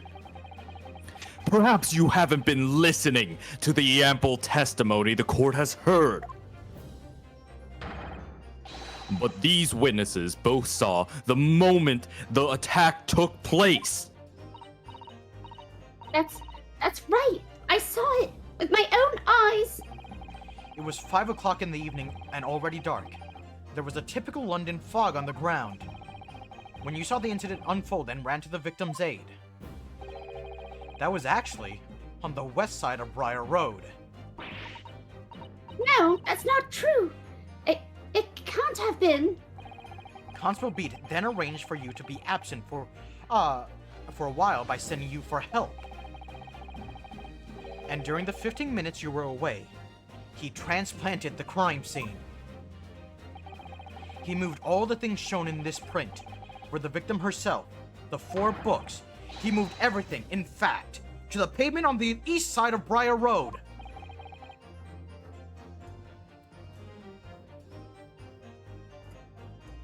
Ordinary. But the constable overlooked one thing. What did he overlook? The bouquet, I presume. Exactly. The prosecution told the court just a few minutes ago about the discovery of the rose bouquet. Lord Van Ziek said it wasn't noticed until the morning as it lay where the street lamps cast no light. Yes, it couldn't be seen in the dark, obviously. Which is why it was only the bouquet that was found in its original position, on the pavement on the west side of Briar Road. Ooh. And that is the defense's theory about what really happened that evening. How do you respond, Constable Royally Beat?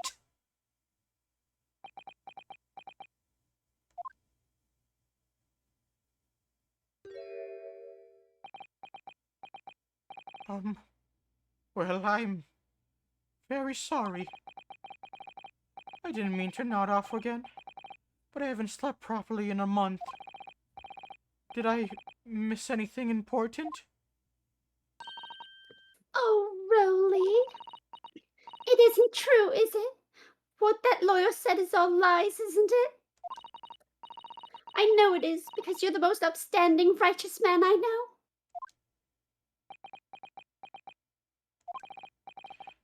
know. I had a dream. A terrible dream. All the things I did that night. Everything come out.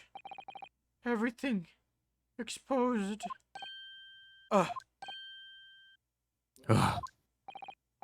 Only it seems it wasn't a dream at all.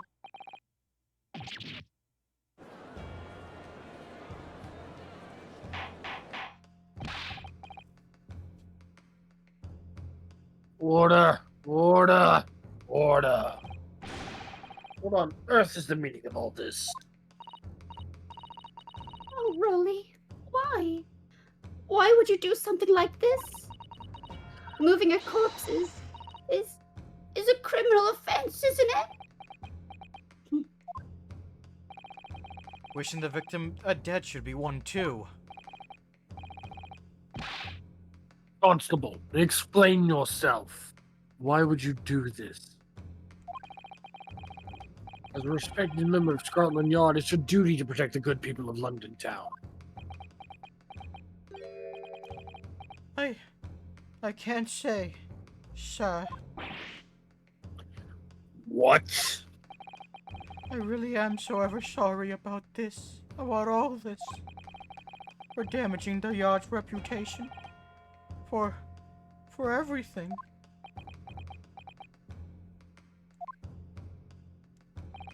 I have a possible explanation.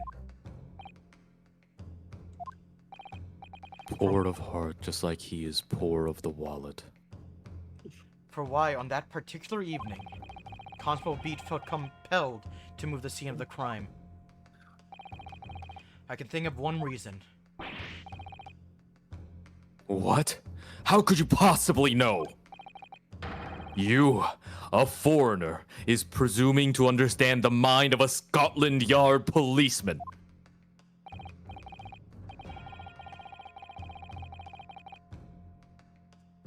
And yet, Lord Van Zieg says it's a foreigner who has uncovered the startling truth of the matter thus far.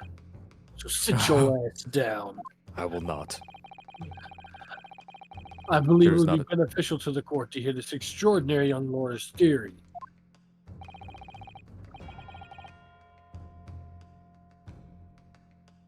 Counsel for the defense, if you please. Yes, my lord. Ugh. Now then, I think you had better show us some evidence. At once, my lord. England, Japan. It makes no difference where you come from. Human emotions are the same. And I think I have a fairly good idea of the feelings behind this man's actions. Gee, Ugh. I wonder. Take that! Yup. I realize that I'm a foreigner in this land, and I have only just arrived from Japan. Which is why all this information about London's so-called bobbies is completely new to me. I've learned that, though, honorable patrolling the beat is the most demanding work in the world, for example.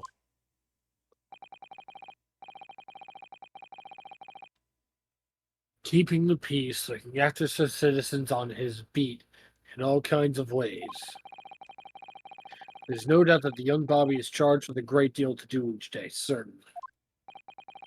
But for Constable Beat, the day in question was special. Special? How? On account of this bouquet, my lord. And the fact that he said it was his anniversary earlier in the trial, but okay. Yeah, don't worry about it, brother. Oh, yes. It was our very first wedding anniversary. Constable Beat had worked so hard to be able to afford this simple gift for his wife, and was looking forward to taking her out for a celebratory meal. When he and Mrs. Beat stumbled upon a crime along Briar Road. When he saw that shadowy figure through the fog collapse on the pavement ahead of them. What must have gone through the man's mind? But sure, just on that particular day, I was looking forward to celebrating my wedding anniversary. Mrs. B puts up with a lot with me being married to a Bobby like me. I wanted to show my dear wife how much I care.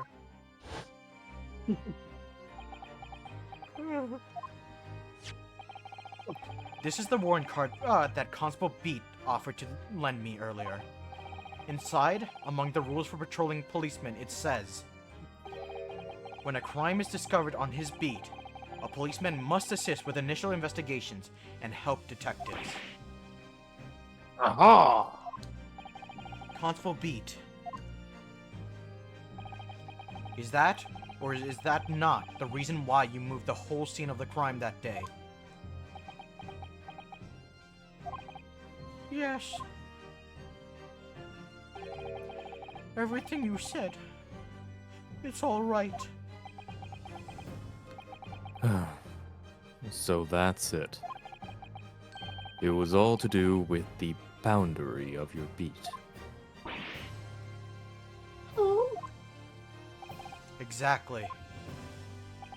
To summarize, the incident actually occurred on Constable Beat's beat. Good gracious. Constable, do you realize the gravity of what you've done? You. It was the first time since I became a cop that I'd ever cursed God. Stay close to me, Pat. The criminal could still be lurking somewhere. As we ran over to the scene, I had every intention of doing my duty as a police officer. We got to report it to the station as quickly as possible. But then, it dawned on me. I realized where we were, where the victim was lying, and what that meant for me. When a crime is discovered on his beat, a policeman must assist with initial investigations and help detectives. Why here? Why did it have to happen here? And why tonight? Of all nights!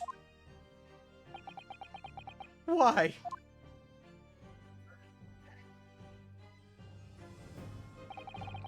It's a copper's job to guard the scene of the crimes. So, I told Pat she'd have to go to the nearest police box and fetch whoever was on duty there. It was then when I opened my mouth to speak. It just came out. I couldn't believe the words that were coming out of my own mouth. This is the next beat to mine, Pat. You'll have to go to the police box that covers it. Turn right along Meerschaum Street, and then...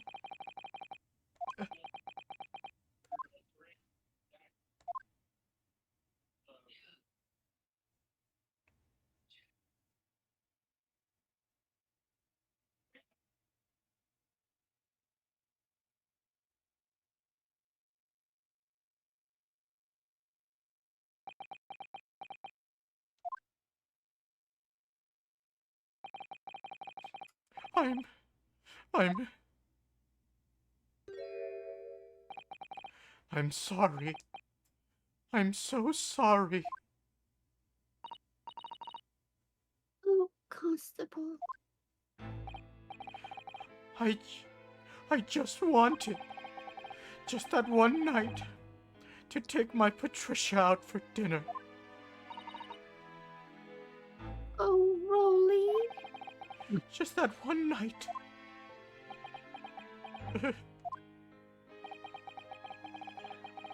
I would. Okay, so considering that he. Before we move on, considering that he is mentioned that he, like. He's been having a terrible nightmare about what he did that day. Like. I really feel for this guy. Like. Oh yeah, no, The man has to. It is his first anniversary, his first one. And like he doesn't have money, but then like he's like he clearly doesn't. But then like he's doing everything that he could. He's going beyond the limits of the human body, let alone his own mental health. As it says, Yeah. as it says here, a patrolling is The 20 mile. Yeah, number 2. A patrolling officer is expected to walk 20 miles around his beat every day. Which is insanity. It's insane. And do you know what would be really tragic and also supremely stupid? Hmm. You know how the tip of the knife is like broken? Yeah. If the quote unquote victim had intentionally broken it off, put it in her back to in the back of her coat to make it look like she's been stabbed, and intentionally walked past a Bobby, fell down on her own and pretended to have been stabbed, I don't think that's and the case. seeing that and then while trying to move her, he accidentally drove the knife into her. I don't think that's I the don't think case. that's the case, That's but an that would be interesting the theory, though. but that would be the dumbest and also the most tragic outcome out of this. Yeah. God, but yeah, no. I'm pretty sure this is a real thing too that police always had to do. Yeah, Like, probably. they had to walk 20 miles, collect tax, light up the I do gas know they line. do light out. They were for sure responsible for doing like the lights. Yeah. I know that for sure. He's doing his best. I, on the other hand, care not for this poor individual. Oh, come on. You knew that if the incident was on your beat, the evening of celebration would be ruined. And so you decided to move the entire crime scene outside your jurisdiction. Just across the street to the east pavement of Briar Road, which falls under the neighboring beat's care. You see, I thought, well, I was sure the victim was dead, you see.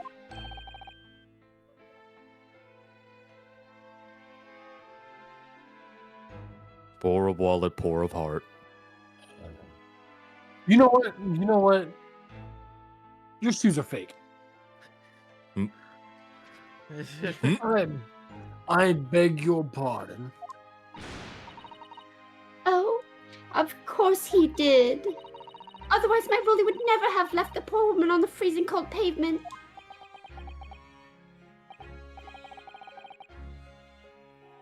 Yeah, I see your meaning now.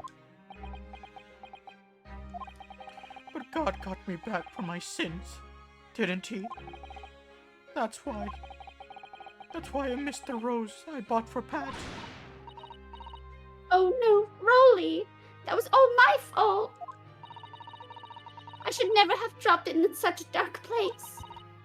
I'm so sorry, Rolly.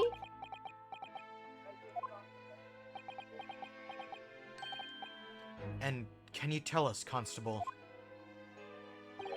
how many books did you move from one side of this road to the other in total? Four it was. Yes, sir.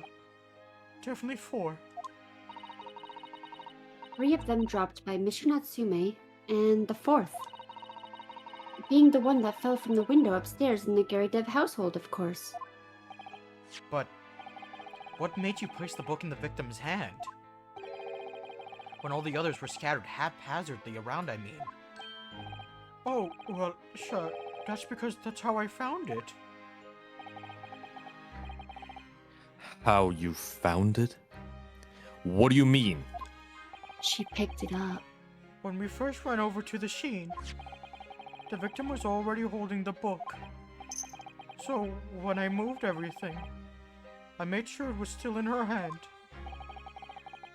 You're sure it was this book, The Lion's Pride, that the victim was holding? Oh yes, sure.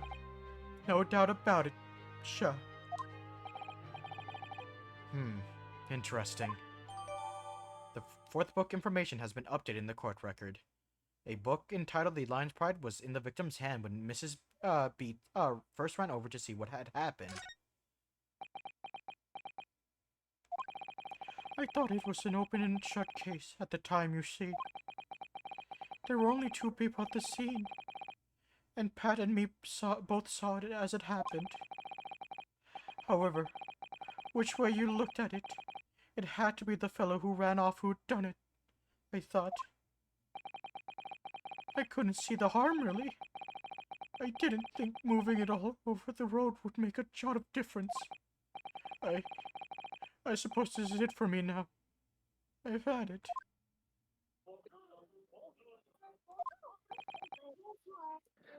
My lord.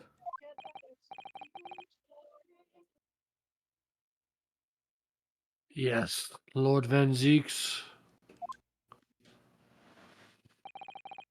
I believe that concludes the cross-examination of the witnesses.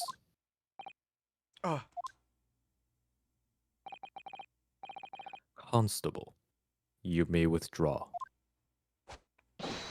Yes, sir. Mr. Prosecutor, sir? What will become of my Rolly? What will happen to him? For now, you're free to go home.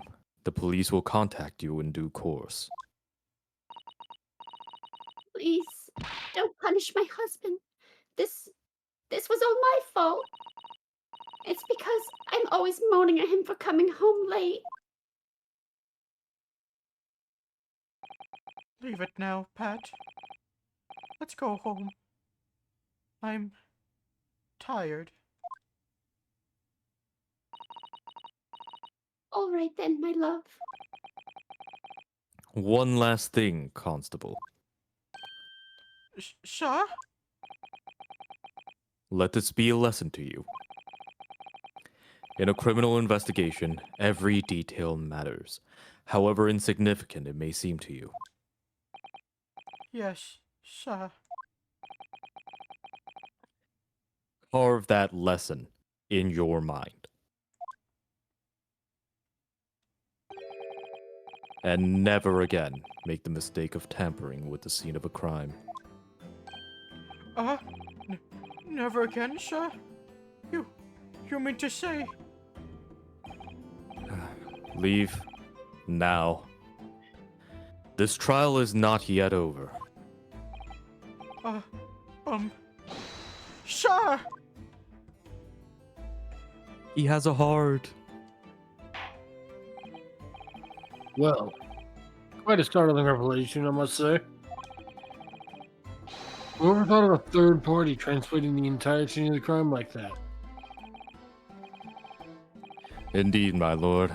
Nevertheless, there are some immutable facts here. Principally, that the accused, Mr. Soseki Natsume, is the only person who could possibly have committed this crime. Objection! No, I disagree. Now that we know the true scene of the incident, there is someone else. Another person who could be responsible for the knife in the victim's back. Forgive me for being presumptuous, but I believe the prosecution is probably well aware of this possibility already. Lord Van Zeeks, is this true? Very well. Name the person, if you will, and if further investigation is warranted, the prosecution has no objection to the trial continuing. You will name this other person who could have perpetrated the crime. It was Take me. that! The defense would once again like to request the cross-examination of a new witness, my lord. Once again? My assistant made the same request earlier. In order to finally reveal the truth about this case, it's imperative that we cross-examine juror number 4, Mrs. Joan Garrideb. Me? Oh, dearie me. Objection! That request has already been denied! Objection! But the situation is very different now. Mrs. Garadeb, answer me this. What do you want now, you little toad? Hurtful. At the time of the incident, you were engaged in a violent argument with your husband, Mr. Joan Garadeb. In the course of the argument, a minor house fire was ignited, and to clear the smoke from the room, your husband opened a window that looks out over Briar Road. Well, what of it? You threw this book out at your husband when he was cornered with his back against the window. Upon striking the pane of the open top hinged casement window, the book plummeted directly down, finding its way to what we now know to be the true scene of the incident. Yes, and as I said, what of it? During the argument, you were beside yourself with rage. As such, you threw not just books, but anything you could lay your hands on. So, let me ask you one more time, Mrs. Garadeb. This knife, the one removed from the victim's back, have you really never laid eyes on it before? Ah!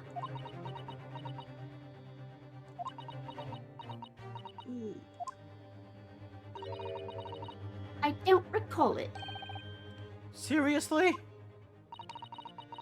Am I supposed to remember everything I picked up and threw it at my husband? Yes! And anyway, the man over there in all that regalia said members of the jury didn't testify, didn't he? Conveniently, yes. Objection! For this trial only, we will have you back for the domestic violence trial. Oh, wait a minute, what the fuck? Oh, wait. Oh? No! I have no recollection of saying that at all, juror number 4. Oh. Make no mistake, you jurors are not special in any way. You are not immune to the judicial process. If you know something about this knife, madam, let the truth come out. But that's just a common or garden knife. It could have come from anywhere. We have several like that at home. If one went missing, how would you expect me to know? What's that? Are you joking? What are you saying, please, Mrs. Garadeb? Now you listen to me. I refuse to believe all this nonsense. I couldn't bear the thought that I'd injured someone. Do you hear? I couldn't bear it. You were literally trying. Oh, the Attempted poor murder. woman. So, yes, I want evidence. I want to see hard evidence if you're going to insist on this being my fault. You're going to have to prove to me that I threw that knife, if that's what you think. Come along now, chop chop, do your worst. Well... Well, Mr. Naruhodo, Oh boy. Naruhodo, do your worst. If I had evidence like that, believe me, I would have thrown it at her already. Then take the stand, juror!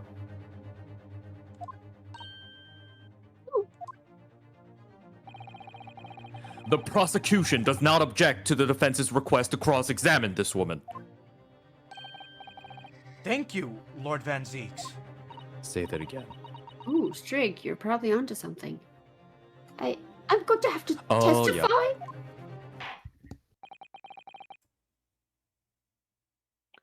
Juror number 4.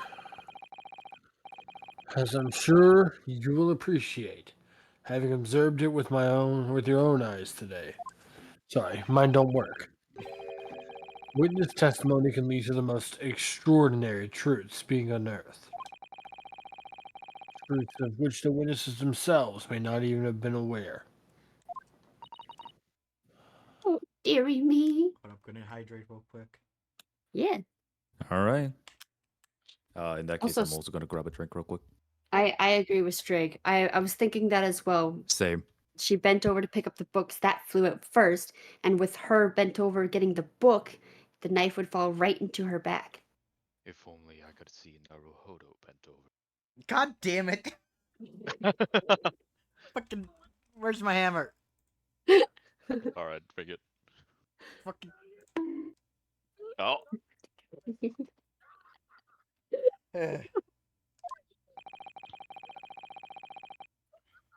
Oh God. Turret. So, I demand your full and unadulterated testimony, Miss Garadeb.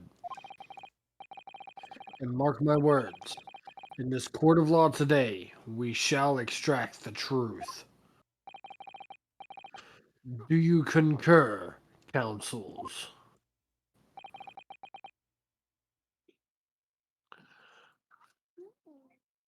All right, Jin went to go get a drink. Fuck. All right, one yeah, second. sorry. Oh, you're I good. am not able to see the screen right now. You're If good. someone wants to read that line real quick. Certainly, my lord. Certainly, my lord. Oh, that's what I was hoping for, my lord. Woo!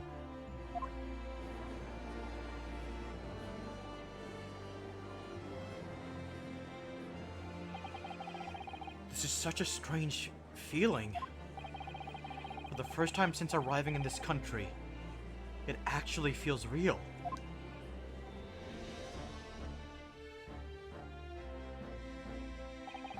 I'm here, in the Old Bailey, and I'm a lawyer. He grows up so fast. Oh.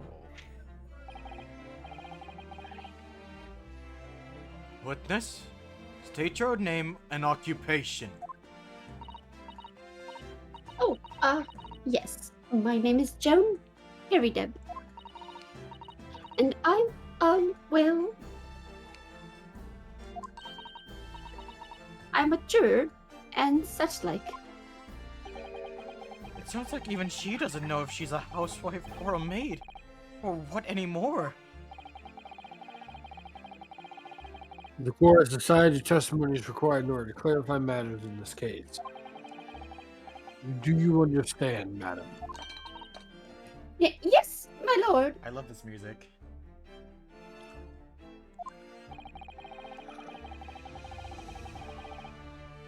You will tell the court everything that took place in your household on the evening in question.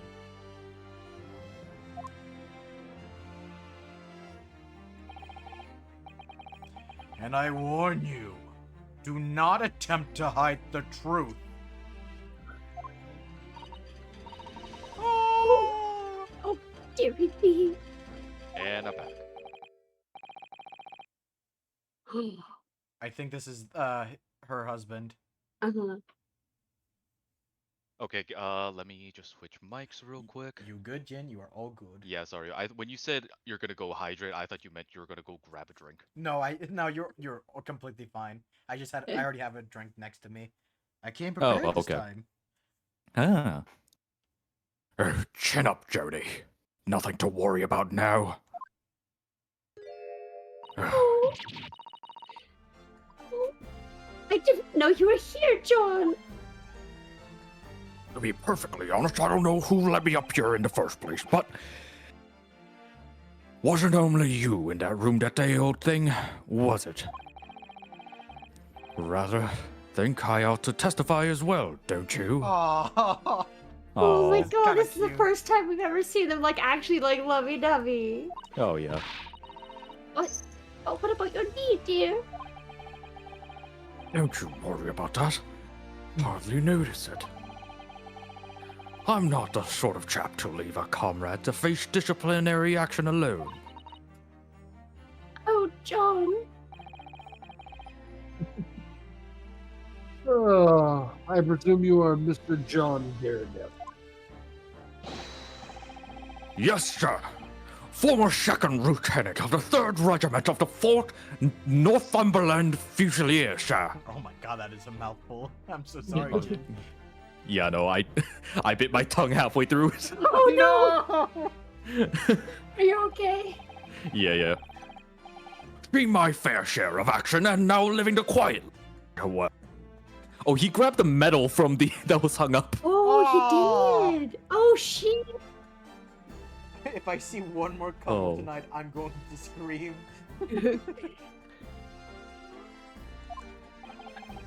Oh, hey. The quiet life? Were you not engaged in an incendiary battle with your spouse on the day in question? oh, well, yes. Quite. So, real fast, when I see Mr. Garrett's face, you know what the first thing I thought it was? What? What? Kuna, use Harden. Wait, Oh, what? yeah. Wait, what? Kakuna from Pokemon. Oh my god. Oh, More Metapod, in my opinion, but yeah, Metapod is. Yeah. I know Yeah, I nothing do- about Pokemon, god damn it. Metapod has that curve. Kakuna, not so much. yeah. Oh, I could not remember Metapod's name. Like, there's two of them. One's yellow, one's I green. feel that. Hey, there's over 1,000 of those damn things right now, so. Oh, yeah. I just looked at it and was like, Garrett, damn, use Harden. Yes, sir. Right away, sir. Oh, God.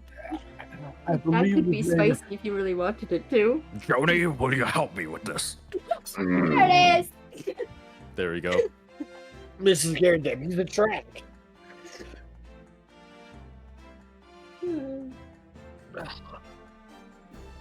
I believe this may represent a first in the proud history of the British court. Calling a juror to the witness stand is unprecedented.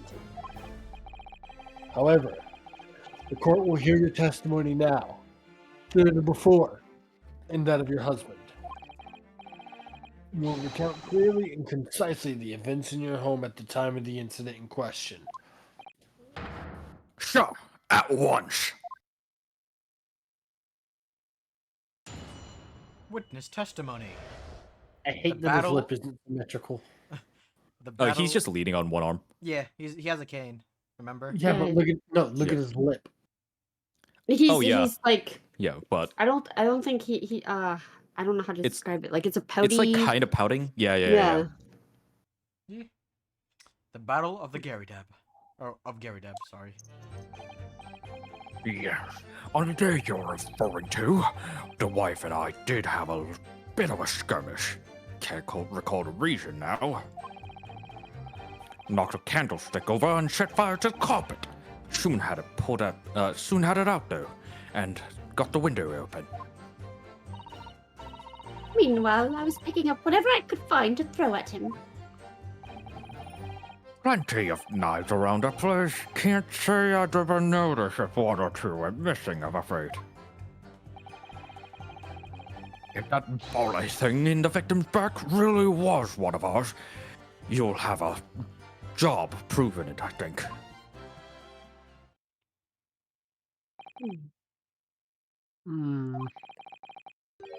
It sounds as though it was quite the battlefield in your household that evening. Although, an entirely one-sided assault, it seems. I love that everyone's on the puns. Yep. The enemy caught us under hopes. Had no choice but to dig in and take defensive measures. To be honest, if the enemy had kept shelling us for another minute, we'd have been toast. God, I just imagine her throwing the fucking empty mortar shells and it just drops on top of the victim. Like, oh, my back. At least I'm a pong. So, in today's court case, we will be discovering how the victim ended up being assaulted by military assault equipment. Of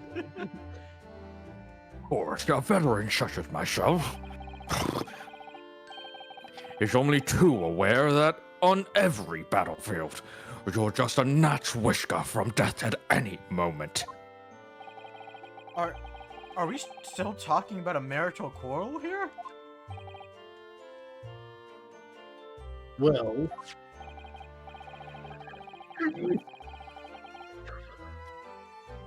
fuck. You okay? Judge Claus Right. giving you. Mrs. Claus see. giving you trouble, sir? I sneezed. Ah, gotcha. Ah. Bless you. Sorry, I'm detecting a bunch of bullshit in this case. How dare you, Shaw? Bitch, please. You look like you could be a replace from fucking Soul Eater's Moon. What? I must say, I'm dubious that this testimony will shed any light on the origins of this jackknife. In combat, one's focus narrows such that the surroundings are barely noticed. These witnesses may not be able to offer anything more than they have testified already. This may be a dead end. Van Zeeks may well be right. Well, whatever the chances, we only have this last cross-examination to uncover the truth, Mr. Naruhodo. Yes, I'm afraid so.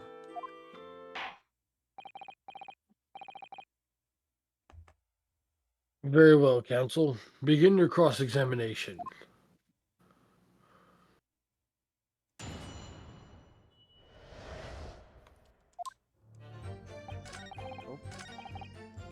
Hold it!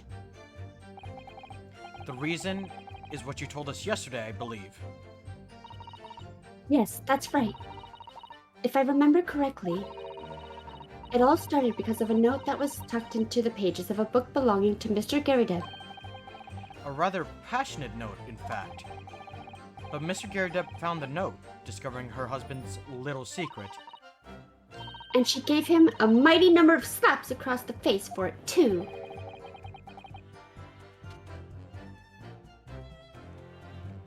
What a storied state of affairs. Hell on earth. I say, when a chap says he can't recall such things, it's common decency not to drag it all up. And besides, half of it was wider than Marco was. Anyway.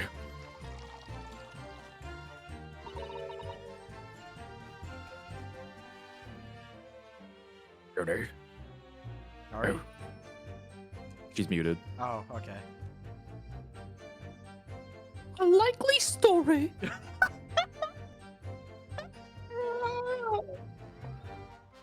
Someone had to. You're good. These waters run very deep. And what transpired next after these multiple blows to the face? Hold it! The fire also spread to some items of furniture, didn't it? The bookcase, my armchair, anything of mine, really. Just so happens that there was some bathwater around that evening, so I sloshed that about to put it out. Most precarious situation you put yourself in. Oh, there's a three-story townhouse on the west side of the street, where the water main hasn't connected yet. I've yet to draw water from a public water pump during the day if you need any, you see. Okay. Oh, I can't do it anymore. Someone else do it. The lodgers are always moaning that they can't get enough water at night. Oh, what'd you say, Turret?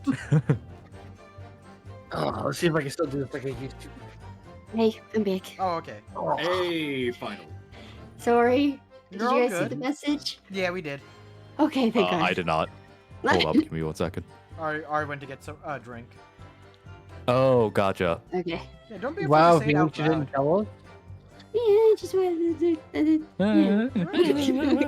Yeah, no, it's fine. I did suffer as a result of this, but give it. No, I'm just kidding. The lodgers are always moaning that they can't get any water at night. Although, that little mustached Japanese man buys water in bottles, I believe. The defendant, Mr. Natsume, you mean?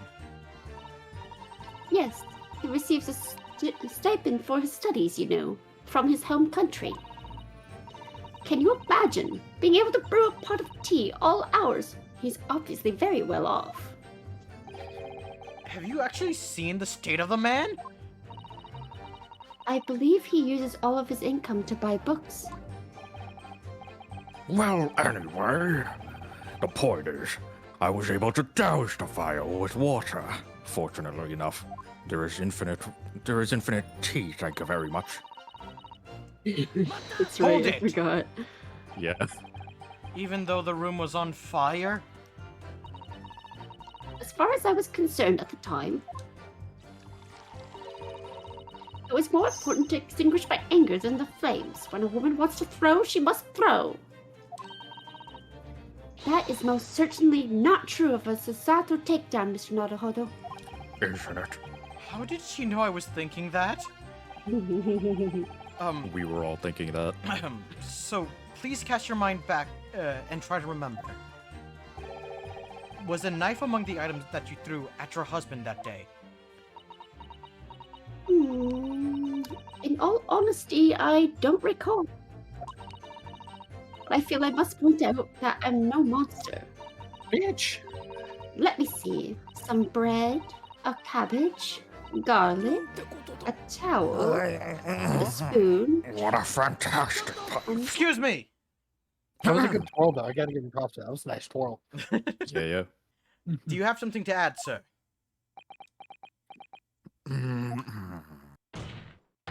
Mr. Garadeb! The chat on my phone appeared to die. Let me reopen Twitch real quick on my phone. I want to see Well, chat. maybe your phone is a vampire because Mr. Bob just said, "Ooh, garlic's so good," and then immediately the phone dies. God damn it. Mr. Garadeb! Don't shoot! Sorry. I beg your pardon? Did your wife remark just now bring something to mind? Nothing of any significance, no. Just that the barrage projectile the old thing launched in my direction was somewhat more solid than she implies. Books, bricks, and fire pucker, I seem to recall. Ouch. I grow my hair long so that I can... What the fuck? Good grief, woman! We're not at home now. This is a court of law! Oh, dearie me. Ever so sorry, dear. What's she even Dude, doing it's with poor the pipe. teapot in here? Dude, his poor pipe. She just poured coffee in it. Or tea, my bad. No, no, it's coffee now. Honestly, John, I would never have thrown such things at you, obviously. Well, take a look at this then. How do you suppose that happened, huh? Lord, pipe, sir. I had this thing in my hand, as usual, at the time of the onslaught. Oh, it's bandaged. Knocked it clean out with one of her soft projectiles, she did. Yeah. And when I went to pick the thing up, it was broken in two. I'd like to see a sponge do that sort of damage. Unless it's SpongeBob, in which case it has toon force. I see. Your pipe was broken. It would never have been sent flying unless it was hit by something pretty solid. Anyway, But I've managed to bandage the thing for now. thank you. Huh? There was a Oh. but. Shine.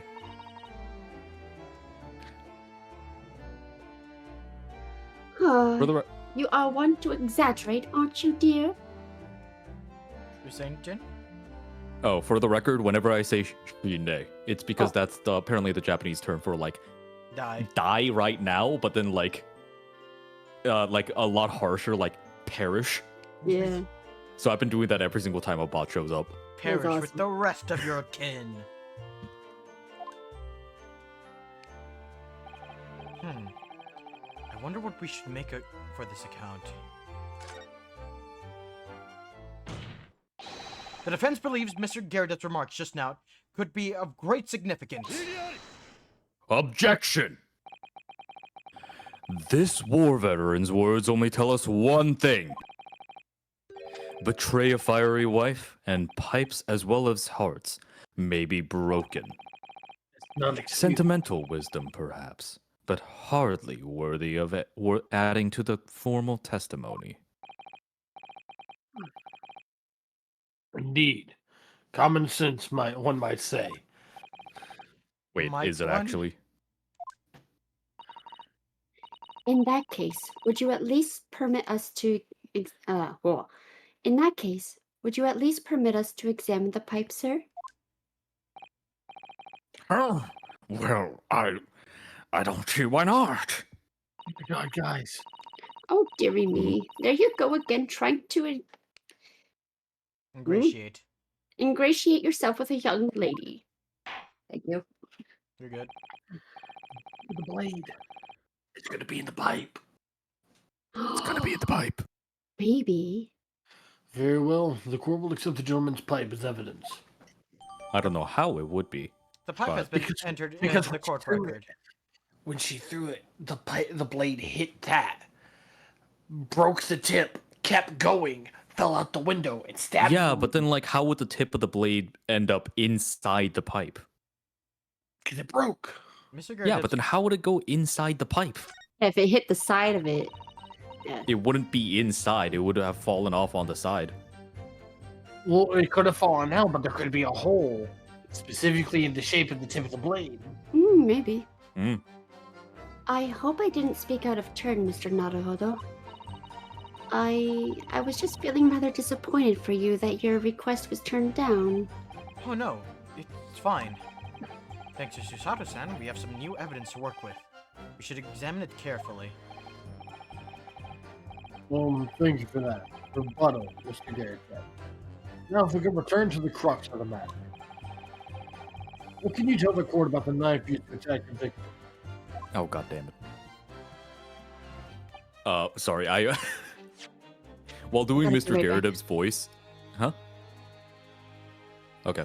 While doing Mr. Garrett's voice, I have to like stretch out my lower lip all the way to the right and my upper lip all the way to the left, and then like I'm like slightly buzzed at this point, so then like I tried to take another sip while I'm still doing that with my lips, and it just went right out the side. Oh no! God, Jin, no! No. Alright. But yeah. Oh wait, there's a crack in there. It looks to be in a sorry state with that bandage around it, doesn't it? For some reason, it feels slightly ominous to me. It's like it's trying to shout out a warning. Probably because it's the same blue as Mr. Garrett's dressing gown.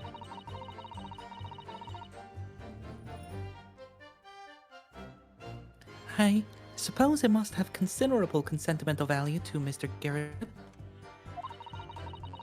Given that he's gone to the trouble of repairing it like this. Either that, or he can't afford to replace it. Good voice. I tried. What?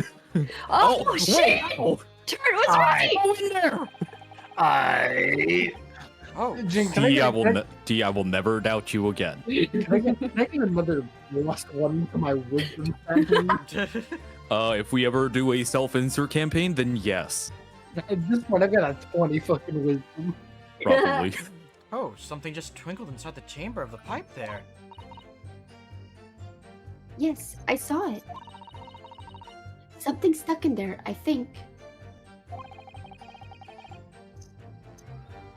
Let's turn it over and give it a shake. What's this? It's a tiny fragment of metal. It looks like a tip of a blade or something. The tip of a blade? Surely it couldn't be. I'm sorry. Has this fucker been like just kind of like sucking on that thing this entire time? Yeah. Apparently. Oh, now it's gone. Oh, yeah. I mean, you just pulled it out. This is a tiny piece of metal. I we don't know found- why I can't smoke this. This is a tiny piece of metal that we found in the chamber of Mr. Garrett's pipe. It Oh, looks bad. like the tip of a blade or something. I'm back. The tip of a blade? Is something wrong, Mr. Naruhodo? I don't really know. There's something bothering me, but I can't quite put my finger on what it is. Perhaps in that case, it would be wise to examine some of the other pieces of evidence again. I'm not saying that word for the life of me. I don't blame you. Nope.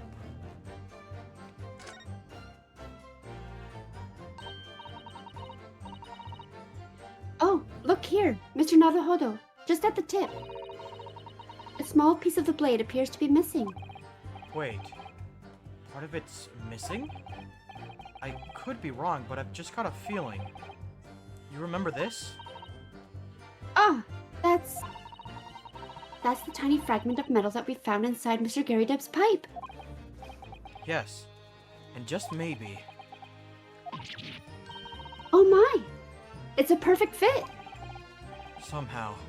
I just knew it. There's a joke that I want to make, but I won't for its strict sake.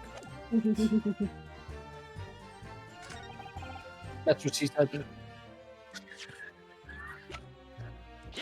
Objection! Mr. Garydeb, could I ask you to take a good look at this, please? You can ask, but I can't see a bally thing. You can't? You used to call me Dead-Eye Dead back in the regiment course, but that was some time ago now. Even when I'm trying to enjoy a large print book by the fire these days, I struggle to tell a B from a D and a P from a Q, to be honest. Oh, he does. Dearie me, it's rather wearing being asked about every other letter and every other word. What's wrong, dear? What's wrong, beer?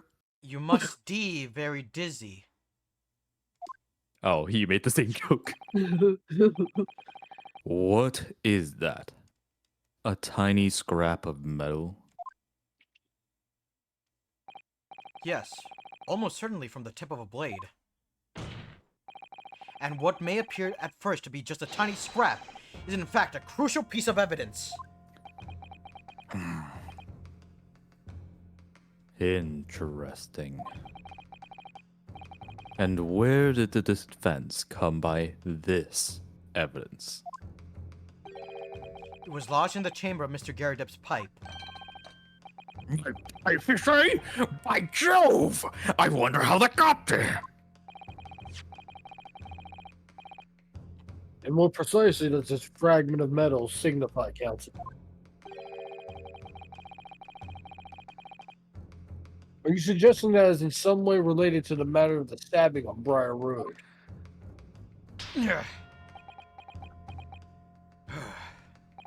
I am. What? When put together with another piece of evidence already in the court record, I believe this tiny fragment of metal will unravel the whole truth of this case, my lord. Oh, she's saying, oh my god, his ass is on fire! His ass is on fire! Wait, what? Huh? If you look behind I missed him, it. if you looked behind him, you could see his fucking pants through his robe, and she was on a tiny Liar, box. liar, pants on fire. You appear rather confident in that extraordinary statement, Counsel. Very well then. Present the pertinent evidence to the court. What evidence, when paired with this fragment of metal, allegedly reveals the truth of this entire case? Take that! Hey, This is the knife that was found in the victim's back. If you look closely, you will see that there is a small piece at the tip of the blade that is missing. A common issue with inferior blades sold at unsavory street markets. Criminals who use them regularly leave the tips lodged in the victim's bones. and what of this particular knife? No doubt, its tip suffered a similar fate, now languishing somewhere near the spine of the victim. Objection! No, that's not the case. The tip of this particular knife's blade is the very fragment of metal we discovered in the chamber of Mr. Garrideb's pipe. Oh. Oh, New animation. Good grief, Lord Van Zeeks. I don't believe it! The knife from the crime scene and this fragment of metal are a perfect match. Like me and Naruto. Good God. see, his pants. Oh, I Order, missed it again. order. Just some sort of Eastern sorcery. Why does everyone think we can do magic? What the Hey, fuck? let them think we do magic. That's more fun. You can cast your spells on me anytime, No. Naruto. This is no magic, my lord. This is a miracle. A miracle? So Van Zeeks has figured it out, has he? Council, explain this extraordinary coincidence at once. Yes, my lord. The crucial point we have to ask ourselves here is when did the fragment of metal find its way inside of Mr. Garrideb's pipe? When she threw that shit. Something that was clarified for us in the most recent witness testimony.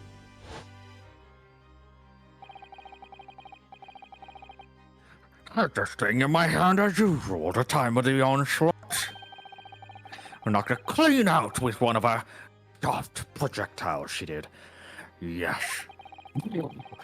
It would never have been shot flying unless it was hit by something pretty solid. Oh, probably because of the yokai stuff and the shamans. Makes sense. Yeah, that and the British at the time, like, believing very heavily in black magic and stuff like that. Yeah.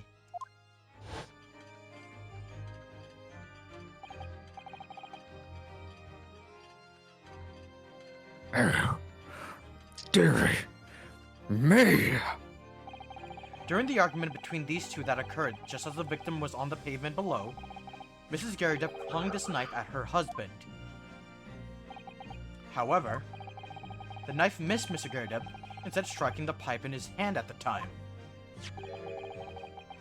Which caused the tip to break off. Of course.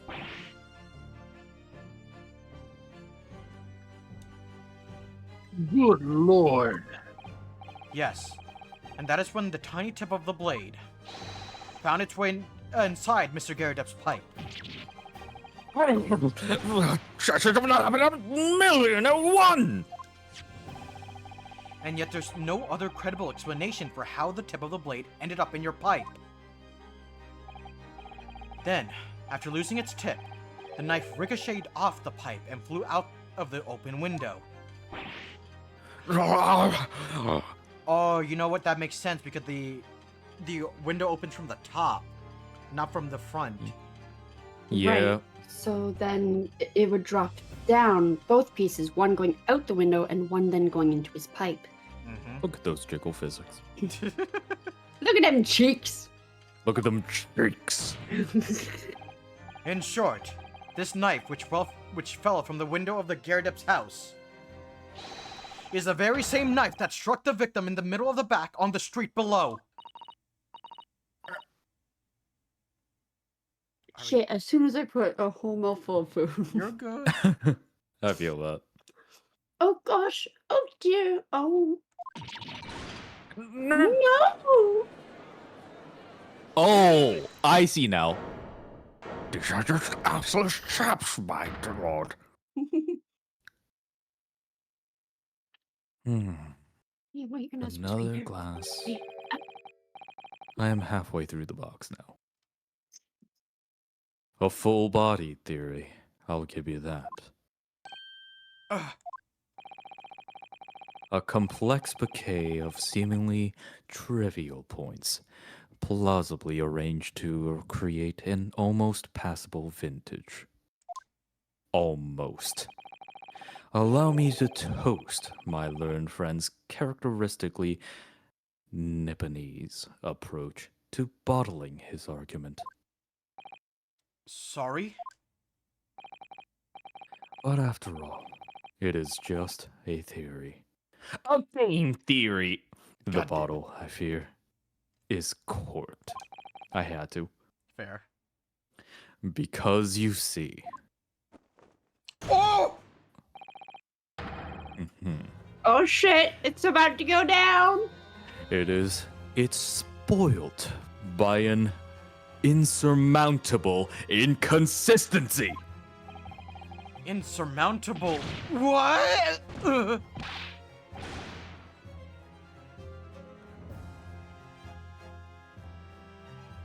Lord Van Zeek, explain yourself. What is this inconsistency you claim to identify? An inconsistency of the simplest nature, my lord. Uh-oh, Bloom's gonna be blooming. Well, in that case, I'm gonna have to say that joke eventually anyway. But the victim was found with a knife planted in the middle of her back. Yes, in her...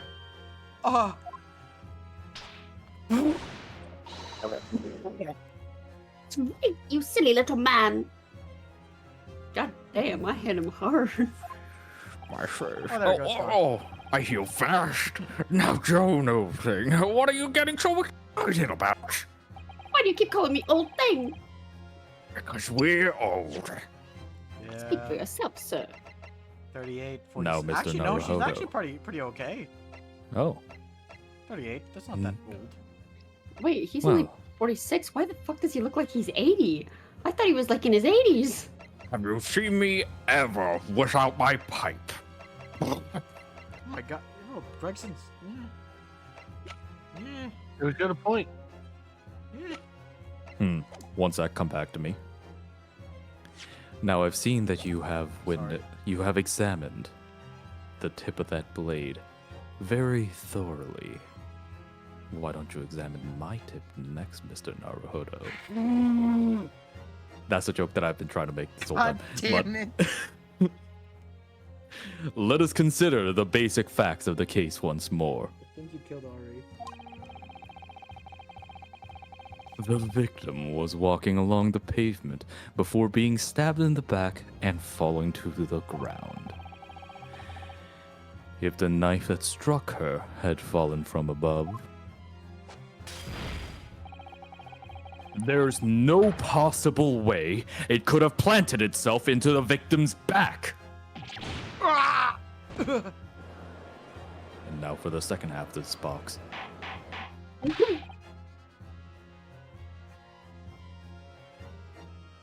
Order! Order! Wait, right, you see? That's exactly right. If the knife had fallen on her from above, it would have struck her on the top of her head. Well,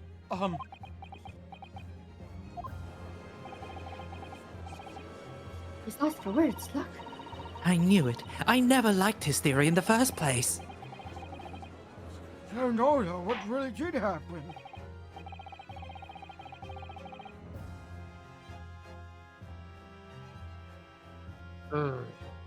It would appear the defense has made a rather spectacular blunder. If a theory has even one inconsistency, it cannot stand. Your theory, my learned friend, is history! Look.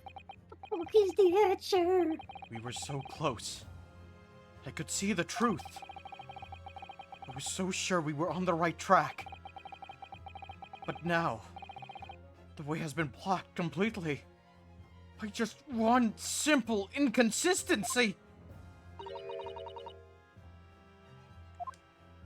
Oh, Oh, that was me? yeah. Apparently.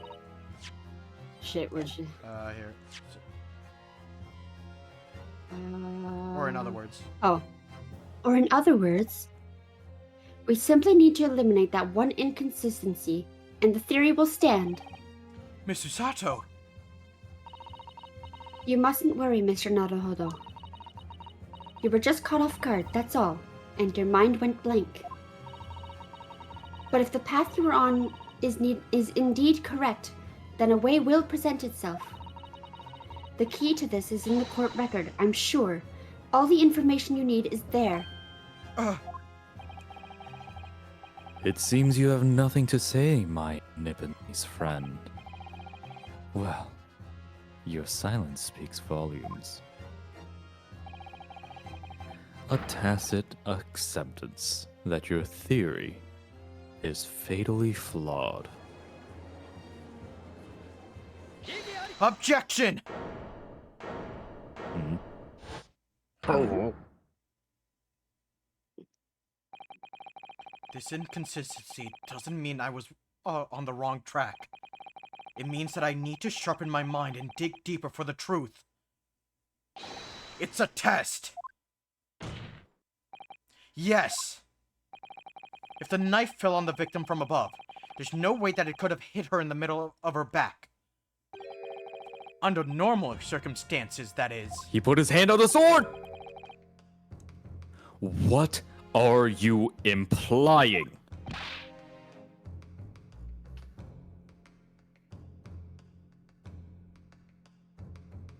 How did...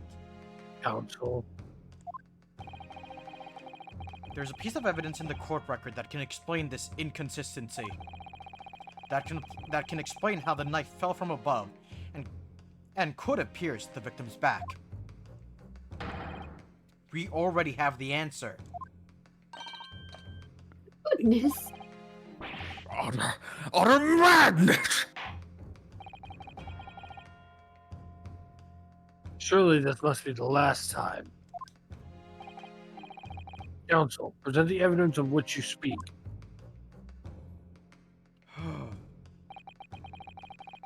It's the last inconsistency. The final piece in the puzzle. If I can successfully make sense of this, the truth will be laid bare at last. Laid bare, you say? Not the time that was in my head. The evidence that explains how the falling knife became lodged in the victim's back is...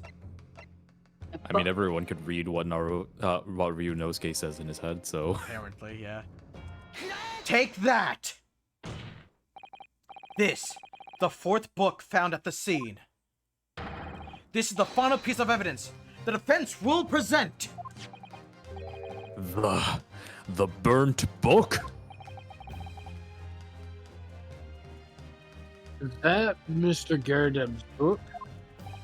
Yes. And to understand its significance, we have to consider how it came to be at the scene in the first place. This photographic print clearly shows the book in question, and the victim holding it in her hand. But as we all know, it was the police constable that put the book between her fingers like that. Quite so.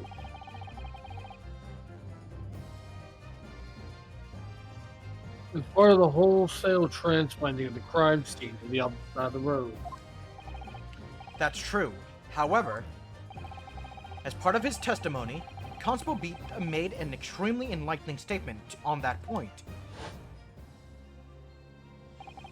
But what made you place the book in the victim's hand? Oh, well, sir, that's because that's how I found it. When we first went over to the scene, the victim was already holding the book. So, when I moved everything, I made sure it was still in her hand. In other words, the victim had already picked the book up, of her own volition. And clearly, that must have been before she suffered the knife wound.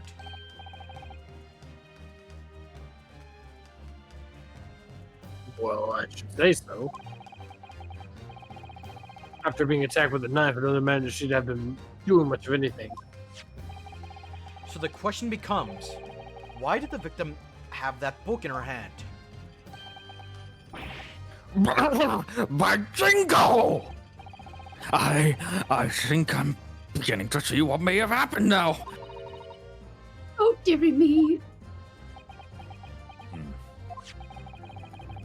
We know that the book fell from the top floor of the Girideb household onto the pavement below. At precisely the moment that the victim was walking past. Yes, at exactly that moment, the young woman was walking along the street in the light fog, when all of a sudden, a book fell right in front of her. The book I threw. Yes, Mrs. Girideb. And what do you think the woman did? What would you do if you were walking along and suddenly a book landed in front of you on the pavement? Well, I really can't imagine it, but I suppose she might have reached down. Oh, she looks Aw. adorable! Aww. This poor woman got stabbed in the back on accident. What the fuck? A cutie. And she picked the book up. Yes, that is exactly what the woman did, in fact. She picked up the book. Oh heavens! And when the woman reached down to pick up the fallen book up, what position would her back have been in? That's right. Facing the sky, completely and utterly defenseless. Then, the very next moment, while the woman was still bent over picking up the book,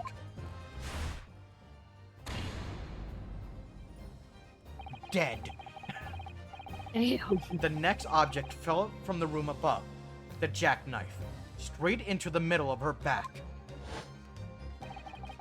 And at the same time, walking by chance directly behind Miss Green, was the defendant, Mr. Soseki Natsume.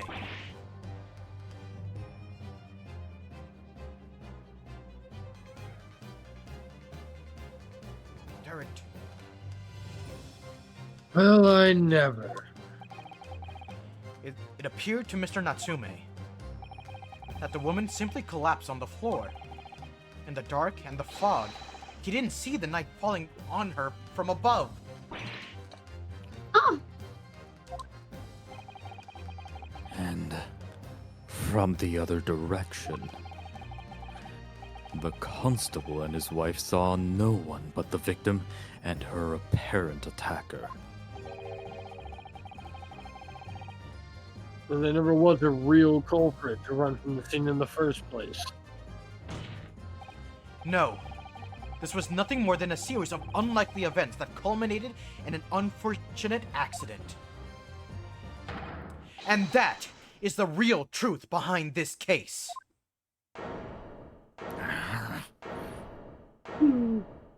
Oh, Oh.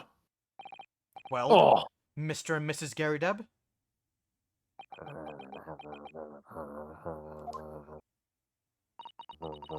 the very first time you showed me that knife, I had my suspicions. I wondered if perhaps it might have been something like that. So she knew the entire time. Arrest that bitch. There will be no. Poor Mrs. Garydeb.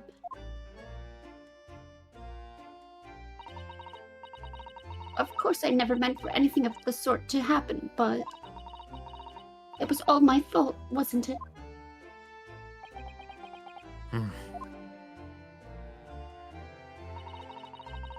I take full responsibility. I let my anger get the better of me. I threw that book. And I threw the knife as well.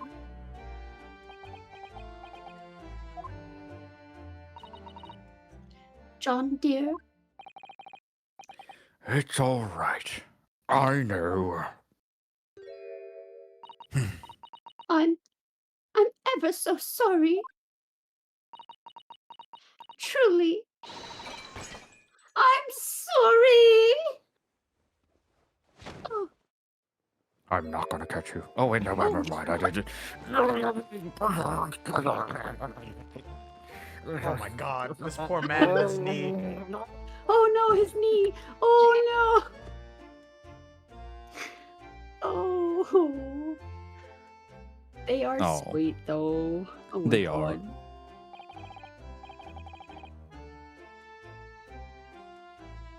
Lord Van Zeeks, what news of Mrs. Garrett? She's been taken to the infirmary. It would appear that today's events have left her in an especially flustered state. However, I believe she will recover in due course. There is no cause for concern.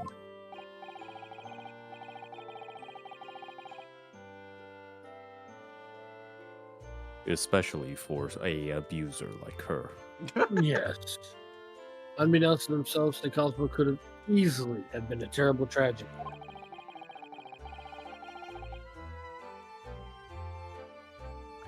They shall have to prepare themselves for the consequences of their action. There is some good news, however, my lord. I have just had word from the hospital where the victim is being treated. Her condition is improving steadily, and the doctor believes she will regain consciousness soon. Oh, yay. It's strange. We've been talking about the victim all this time, but we've never once met her. How wonderful! The woman is out of danger, it seems. Yes, that is good news. Wait, actually? Yeah. Yeah, because Like, no. Like, is this trial really ending without, like, Natsume, giving, like, a major testimony other than, like, his initial one? And also, like, are we ending this without, like, seeing the two characters that we saw right before the trial? so Well, guess we're about to find out. I will say this right now. Everything will be explained in due time. Ah. Go ahead, Turrent. So, Mr. Soseki Natsume. Oh god, you're gonna have to speak for Soseki, I think, again, Turret. This is gonna hurt a lot, bouncing back and forth between the two.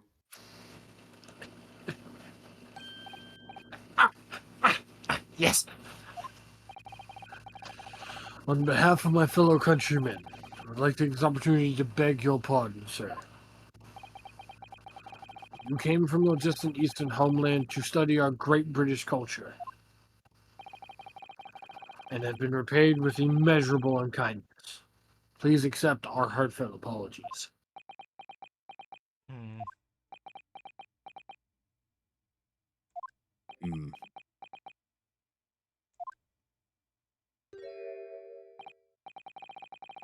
No, it's me. You should be begging your pardon.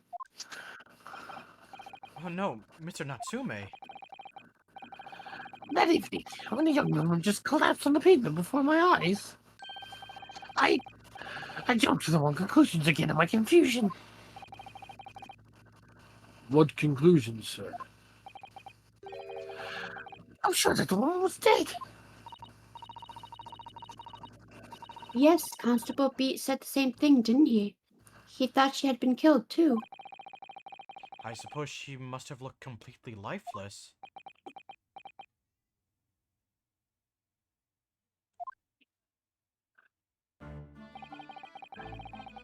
What about a year since I arrived in Great Britain now? But I still can't use life here. I can't relax. I'm sure there are evil spirits like me in the fog, like they're haunting me. Poor Soseki-san. His imagination really has got the better of him. Yes, poor man.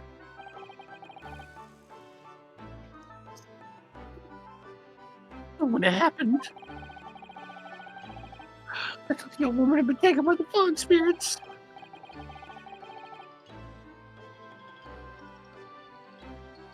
I should have never dropped my books like that and run away. I should have gone for help. For a doctor, for the police.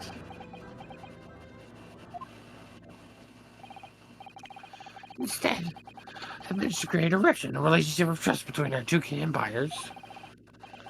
And for that, I am truly sorry. It is not too late to plead for insanity. One could indeed say that some sort of mischievous spirit has been at work there, I think.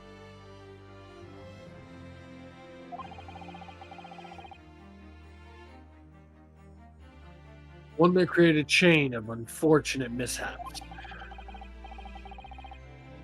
We were befooled by the spirit and led to false conclusions. But thanks to Lord Van Zeeks and our young lawyer here from the east, We make a good team. the chain has now been broken and the spirit exorcised.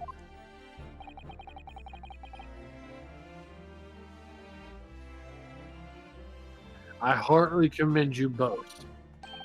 Oh, Hmm. Now then, ladies and gentlemen of the jury. Yeah, my lord. In concluding this trial, I must ask one last time for your decisions regarding the defendant's culpability. Are you ready to present your findings to the court? As the foreman of this jury, I can assure you that we've reached a fair and just conclusion. I do declare that truth can be extremely cruel at times. Well, I didn't suspect the woman next to me, that's for sure. Getting in for the old bean while she's out of action, you know. But I know what her decision would be.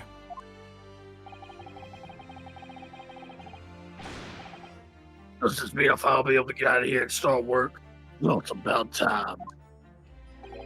I say, I'll have a cork of a story to tell the grandchildren when I get home, won't I?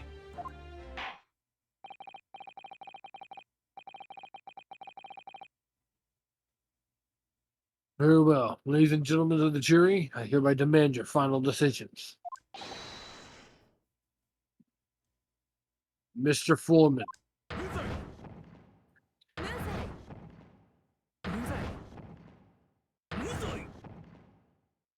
Wait, that's what he sounds like? Apparently. Phoenix's old man was on point. Oh, yeah. That's what I make my very, very old people voice sound like. very well. Mr. Sekinatsume, I hereby pronounce you Not Husband and wife. guilty. No, it should have been me, not him. It's not fair.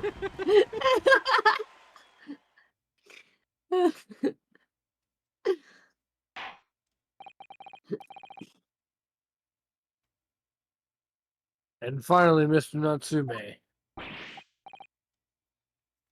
Oh, yes, my sword, sir. You are now a free man once again. It is my hope that you will continue to further your education in British culture.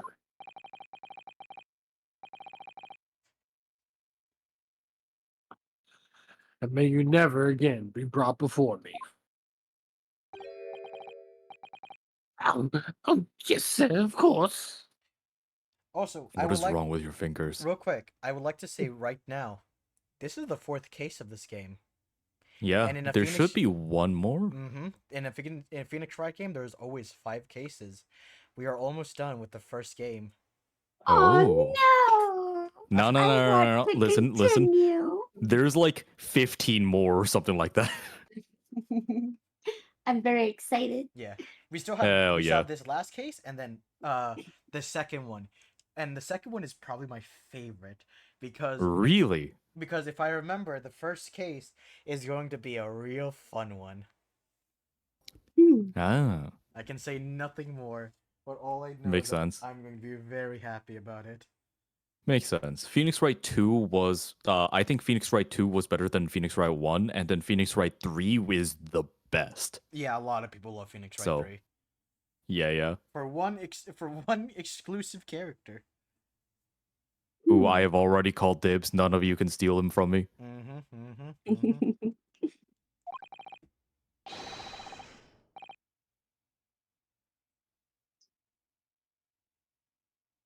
Turret, He's getting his voice ready. you're good. Don't worry, we're almost done. Oh. Ugh. You'll never see this character again. He's going to die in like three cuts. What of my life? I swore I'll never set foot in the courtroom again. I'm. I...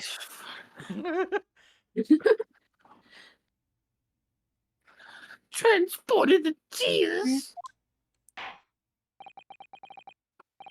Thank you, councils. Court is adjourned. Woo! 1, 2. And then after this, 20th of February, 3:17 p.m. The Old Bailey defendants antechamber. Oh, locum. Wait, you mean me? got confused because you didn't say the whole. Is there another locum here? Is there even one?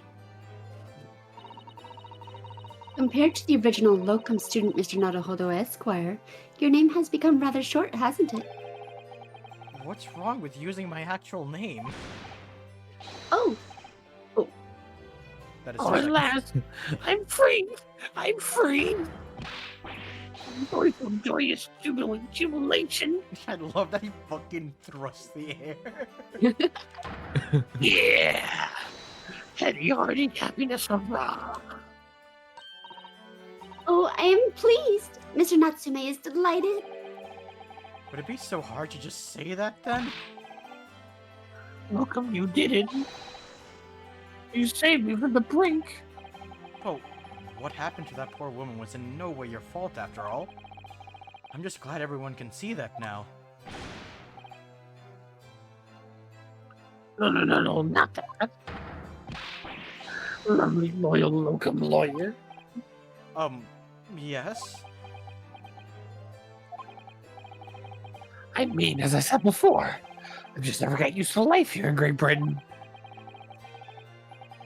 Every time I look over my shoulder, I see foreigners. I see towering brick buildings. And from high up windows, I see them looking down on me, laughing. Look at that little hunchback. Oh dear. I'm sure it's all in your head, Mr. Natsume. But today, you locum lawyer gave me my gloom to boot. You stood firm behind the burial bench before those babbling British. You battled to the bitter end, laying bare the baffling truth. When I beheld the blinding fireworks among the beams on the Bailey's roof, I bellowed, "Behold the best barrister ever born!" Well, that's very flattering. We're very pleased for you. This has given me a wonderful anecdote to recount my old friends back in Japan. Ah, an anecdote? Is that what's to become of all my hard work? Oh, there I'm you not are, sure. my dear fellows. Oh, damn it! I apologize for keeping you waiting. I rose late this morning. Oh, Mr. Sholmes, what a pleasure to see you.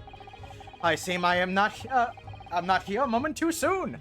A disaster has been averted, I'm glad to say. Oh, The trial begins presently, Mr. Naruhodo, and I wish you the very best of luck. It's just finished. What? No! Then my haste was in vain?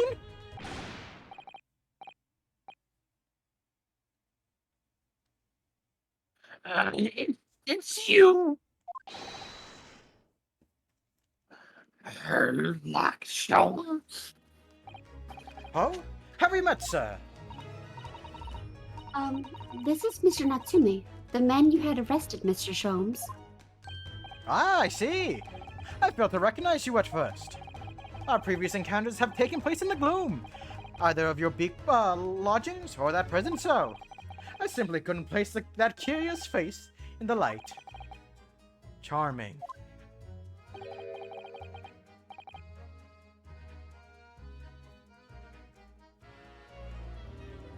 This is all your fault, Herlock Sholmes.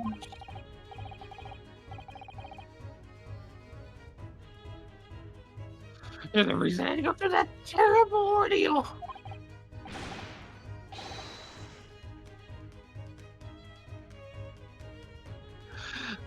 I'm going to give you a piece of my mind. My apologies, sir, but I assure you, I I have placed you now. You're a fellow who abandoned that poor lady and ran off, are you not?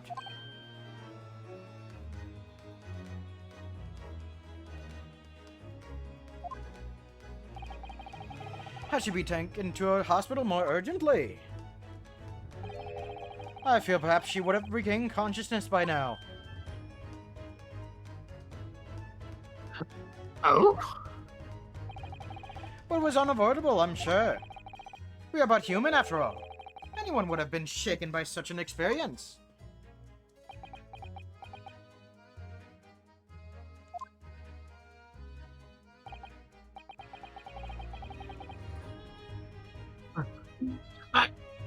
I do feel very badly about how I behaved.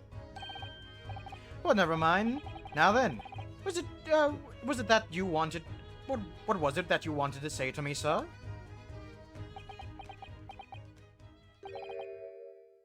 Nothing. Ah, priceless. Oh, I am sorry, really, but... Hoo-ha! That was quite priceless. Another one for the compilation. Poor Soseki-san. Still, on the bright side, you've had an extremely entertaining experience without paying a penny. And it would seem you are not even found guilty. But there's no bright side.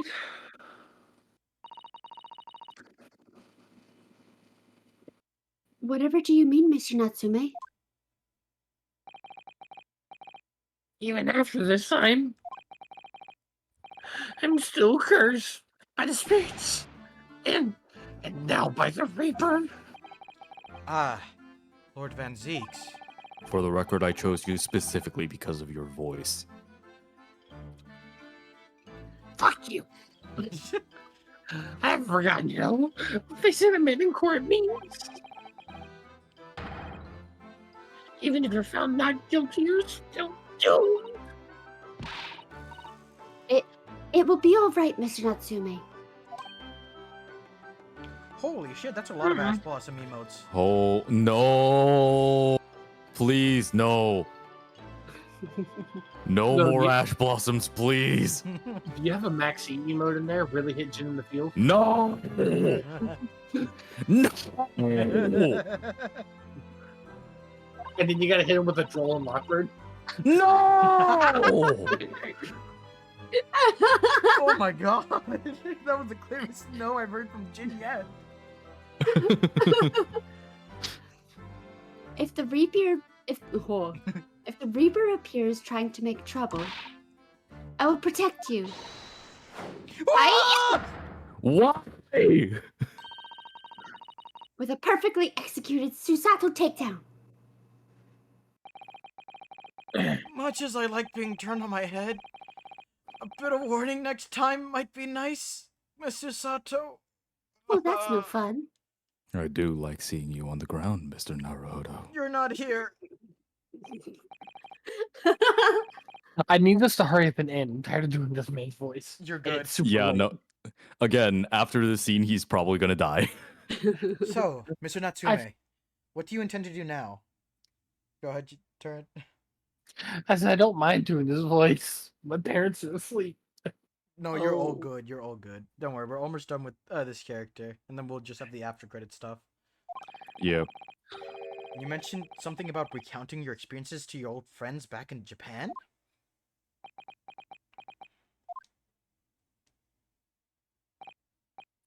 Hey, yes, I intend to return to my homeland soon. The Oh. pain. It has already been a year since I arrived here in Great Britain.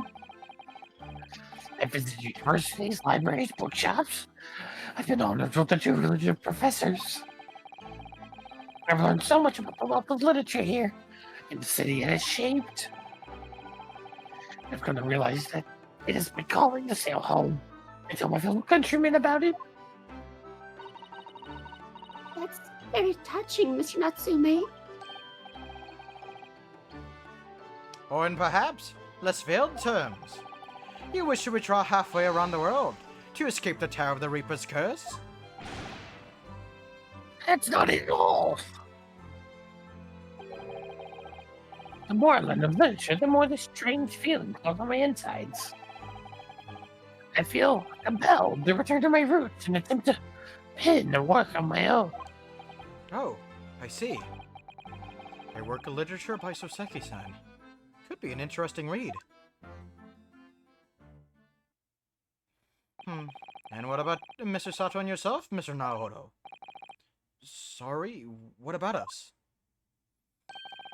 Will you return to Japan alongside your mustached compatriot? Why would we?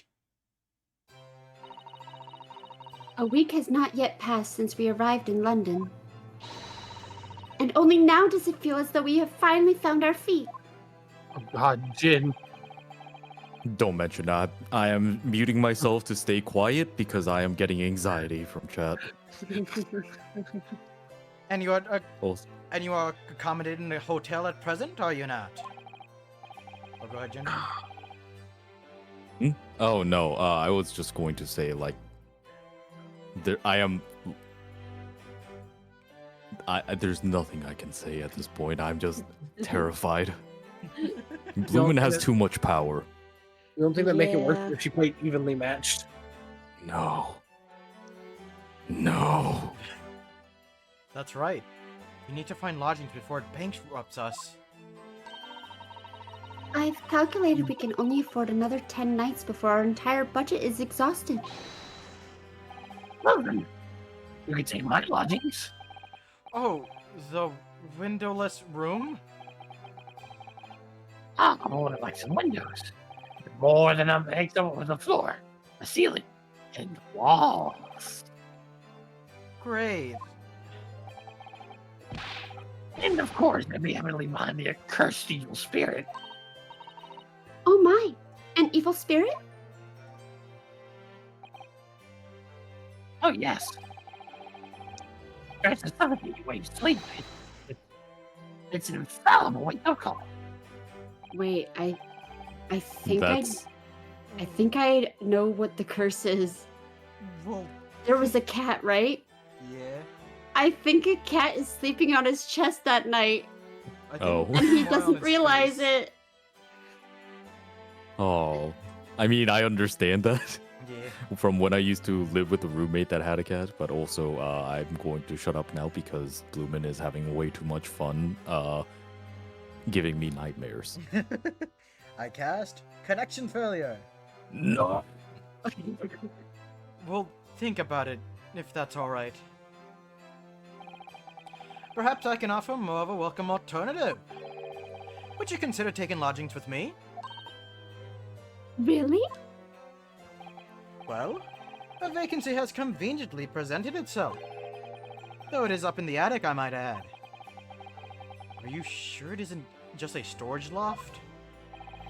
I spoke with the landlady this very morning on the matter of price, and Iris is cleaning the room as we speak. You must come at once. I presume you have no luggage to speak of? Oh, this is simply wonderful! A dream come true.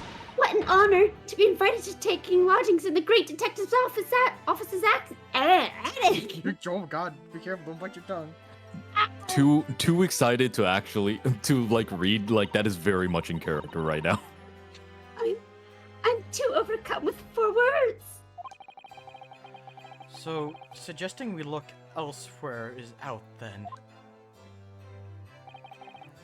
Then it's settled. Iris will prepare a welcome dinner this evening.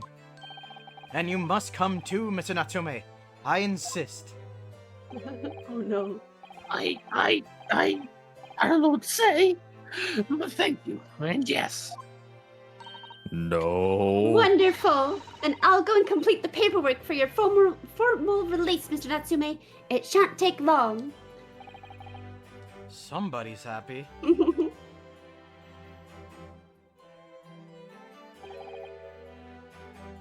Welcome. I knew that you wouldn't let me down. I'm truly delighted to have met you here in London. Likewise, Mr. Natsume. It's been a privilege meeting you two. It's a shame that we're going to have to say goodbye so soon. Well, Gonna realize I belong in Japan. Welcome. We'll meet again one day. Yes, I'm sure. And hopefully by then, I'll be a successful lawyer. Hopefully by then, I'll be a successful author. Well, my dear fellow, our carriage appears to have arrived. Shall we go, Mr. Naruhodo? Yes, Mr. Sholmes. Hey, you got your name right. I have little doubt Mr. Natsume will be released in time for dinner this evening. And so, with Soseki-san's innocence successfully established, we rode with Mr. Sholmes to what was to become our new home. 221st B Baker Street. And now are we going to see Mr. Die? Oh, wow. Yo, this That's is- this is a freaking I would live awesome here. attic. Oh, Yeah, I would live this here. isn't bad. same. It Wait, has- wait, Jin. no, it doesn't have a kitchen. Jin, are you seeing what Yeah. I'm seeing? I am Well, now seeing I'm what you're searching. seeing. It's Wait. it's at the left there. It's a step ladder. You mean a Uh, ladder. No, a step ladder. Okay. You it's mean a ladder. I It's mean not a a step step ladder. ladder. It is You a mean step a ladder. ladder. This is a Hold on, ladder, hold on. Phoenix, not a step Hold on. ladder. Hold on, but I do have something else. Jin, Yeah. there is a What? bucket. Dear God. A door. No. 20th of February, 4:41 p.m. The attic room. Yo, shovel. I can market garden somebody. So Not the this chivalry. Is to be our new office, yeah? Our office? I rather like the sound of that. Me too. It's simply wonderful, isn't it?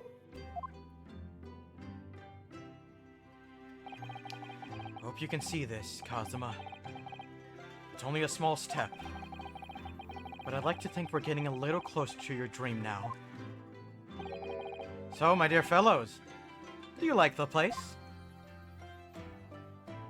Oh my god! I'm hot. sorry? Ah, Mr. Sholmes. Oh no, he's hot. Yes, thank you very Oh, thank you so no. much. Oh, shit. Wait, Bloomin'. Bloomin'. It's a delightful room, Mr. Sholmes. I simply adore it. And I adore you. What's wrong, Lumen? Don't like the change of scenery, perhaps? Ah, shit.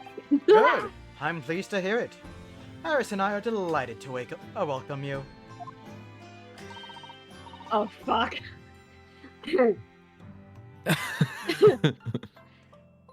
hope everyone's hungry. It's nearly time for dinner. I don't think I got that right, but Yeah, alright. No, you're good. I'm loyal to V and Zeke's. I we'll eat didn't- as soon as Mr. Natsume arrives. We have a lot to celebrate. Iris, you must let me help you. All right then, Susie. You can be in charge of the salad. Splendid. We did not realize that was a threat. Even if Mr. Sholmes is disrobed, hell no.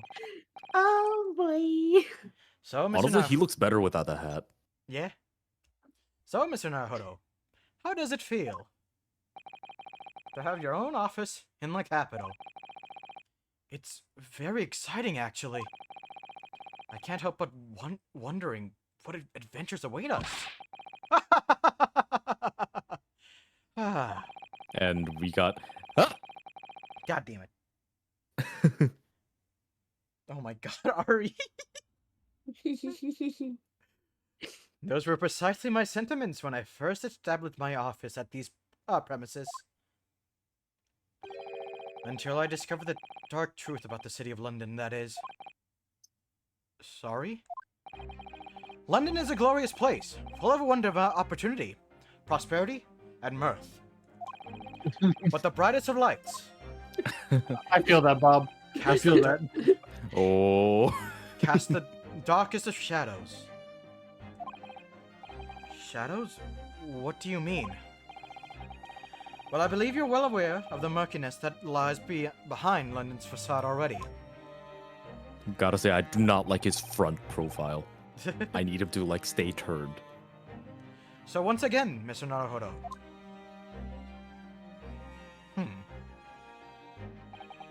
Welcome to London. Don't look directly at the camera, please. Of course, at the time, I had no idea of the significance of the words Mr. Sholmes so casually spoke. But it wasn't long before my turn came. To lift the facade and see the true depth of the murk that lay behind it. Please. And- Please. We're not gonna see it. No. Save your current progress? Yes, please. Are we gonna see it at the start of the next trial? Do you want to see the start and then we'll end it there? No. I just want to make sure no, that that guy's gone.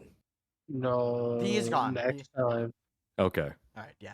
We will continue this next time, but next time we will be beginning episode 5. The Adventure of the Unspeakable Story. The Hound of the Baskervilles. A hound it Oh was. shit! Wait, hold up. A hound it was. Actually? But not such a hound as any mortal has ever seen. Its eyes glowed with smoldering glare. The whole of its ox-sized body was outlined in white-hot flames. Wait, this sounds kind of familiar. Why does Well, it yeah, sound because familiar? Sherlock Holmes. Mm-hmm. No, I've never actually read like Sherlock Holmes novels, so I wouldn't know. Oh. If I remember correctly, this is one of the most known and popular cases, like It is stories. the most popular. The Yeah. Hound of the Mm. Baskervilles. Then I might know it from osmosis and not realize it. Yeah. Quite possibly. We'll see. Nonetheless, it is time to say goodbye, everyone. This has been so fun. No! I'm sorry. But Mm-hmm. luckily, next time we'll be continuing case 5. Mm-hmm. We just gotta make up a date. Yep. 'Cause unfortunately, I will be starting classes soon for my college next. But Mhm. luckily, Mhm. it's only Mondays and Wednesdays. So if we can do Fridays or Thursdays, we'd probably be good. We'll Depends. find the time. Yeah. Yeah. Nonetheless, I thank everyone for being here, and I'll play some Please music follow as a this goodbye. man. Please follow this man. Mm-hmm. First off, I want to shout out my fellow voice actors here. Ari Aw. Breathes. Oh. If I can do the shout out command right, there we go. Mm-hmm. And I also want to shout out Termit for also being One. here. Two. What? For being a The great two people voice- who matter. and also Jin. He's a great voice actor too. The Hmm? voice of I am not. Antiques that Bloomin loves so much. No, YouTube is not coming soon, Bloomin. But yeah. Nonetheless, thank you everyone for joining me. I'll see you next time in the court. See ya.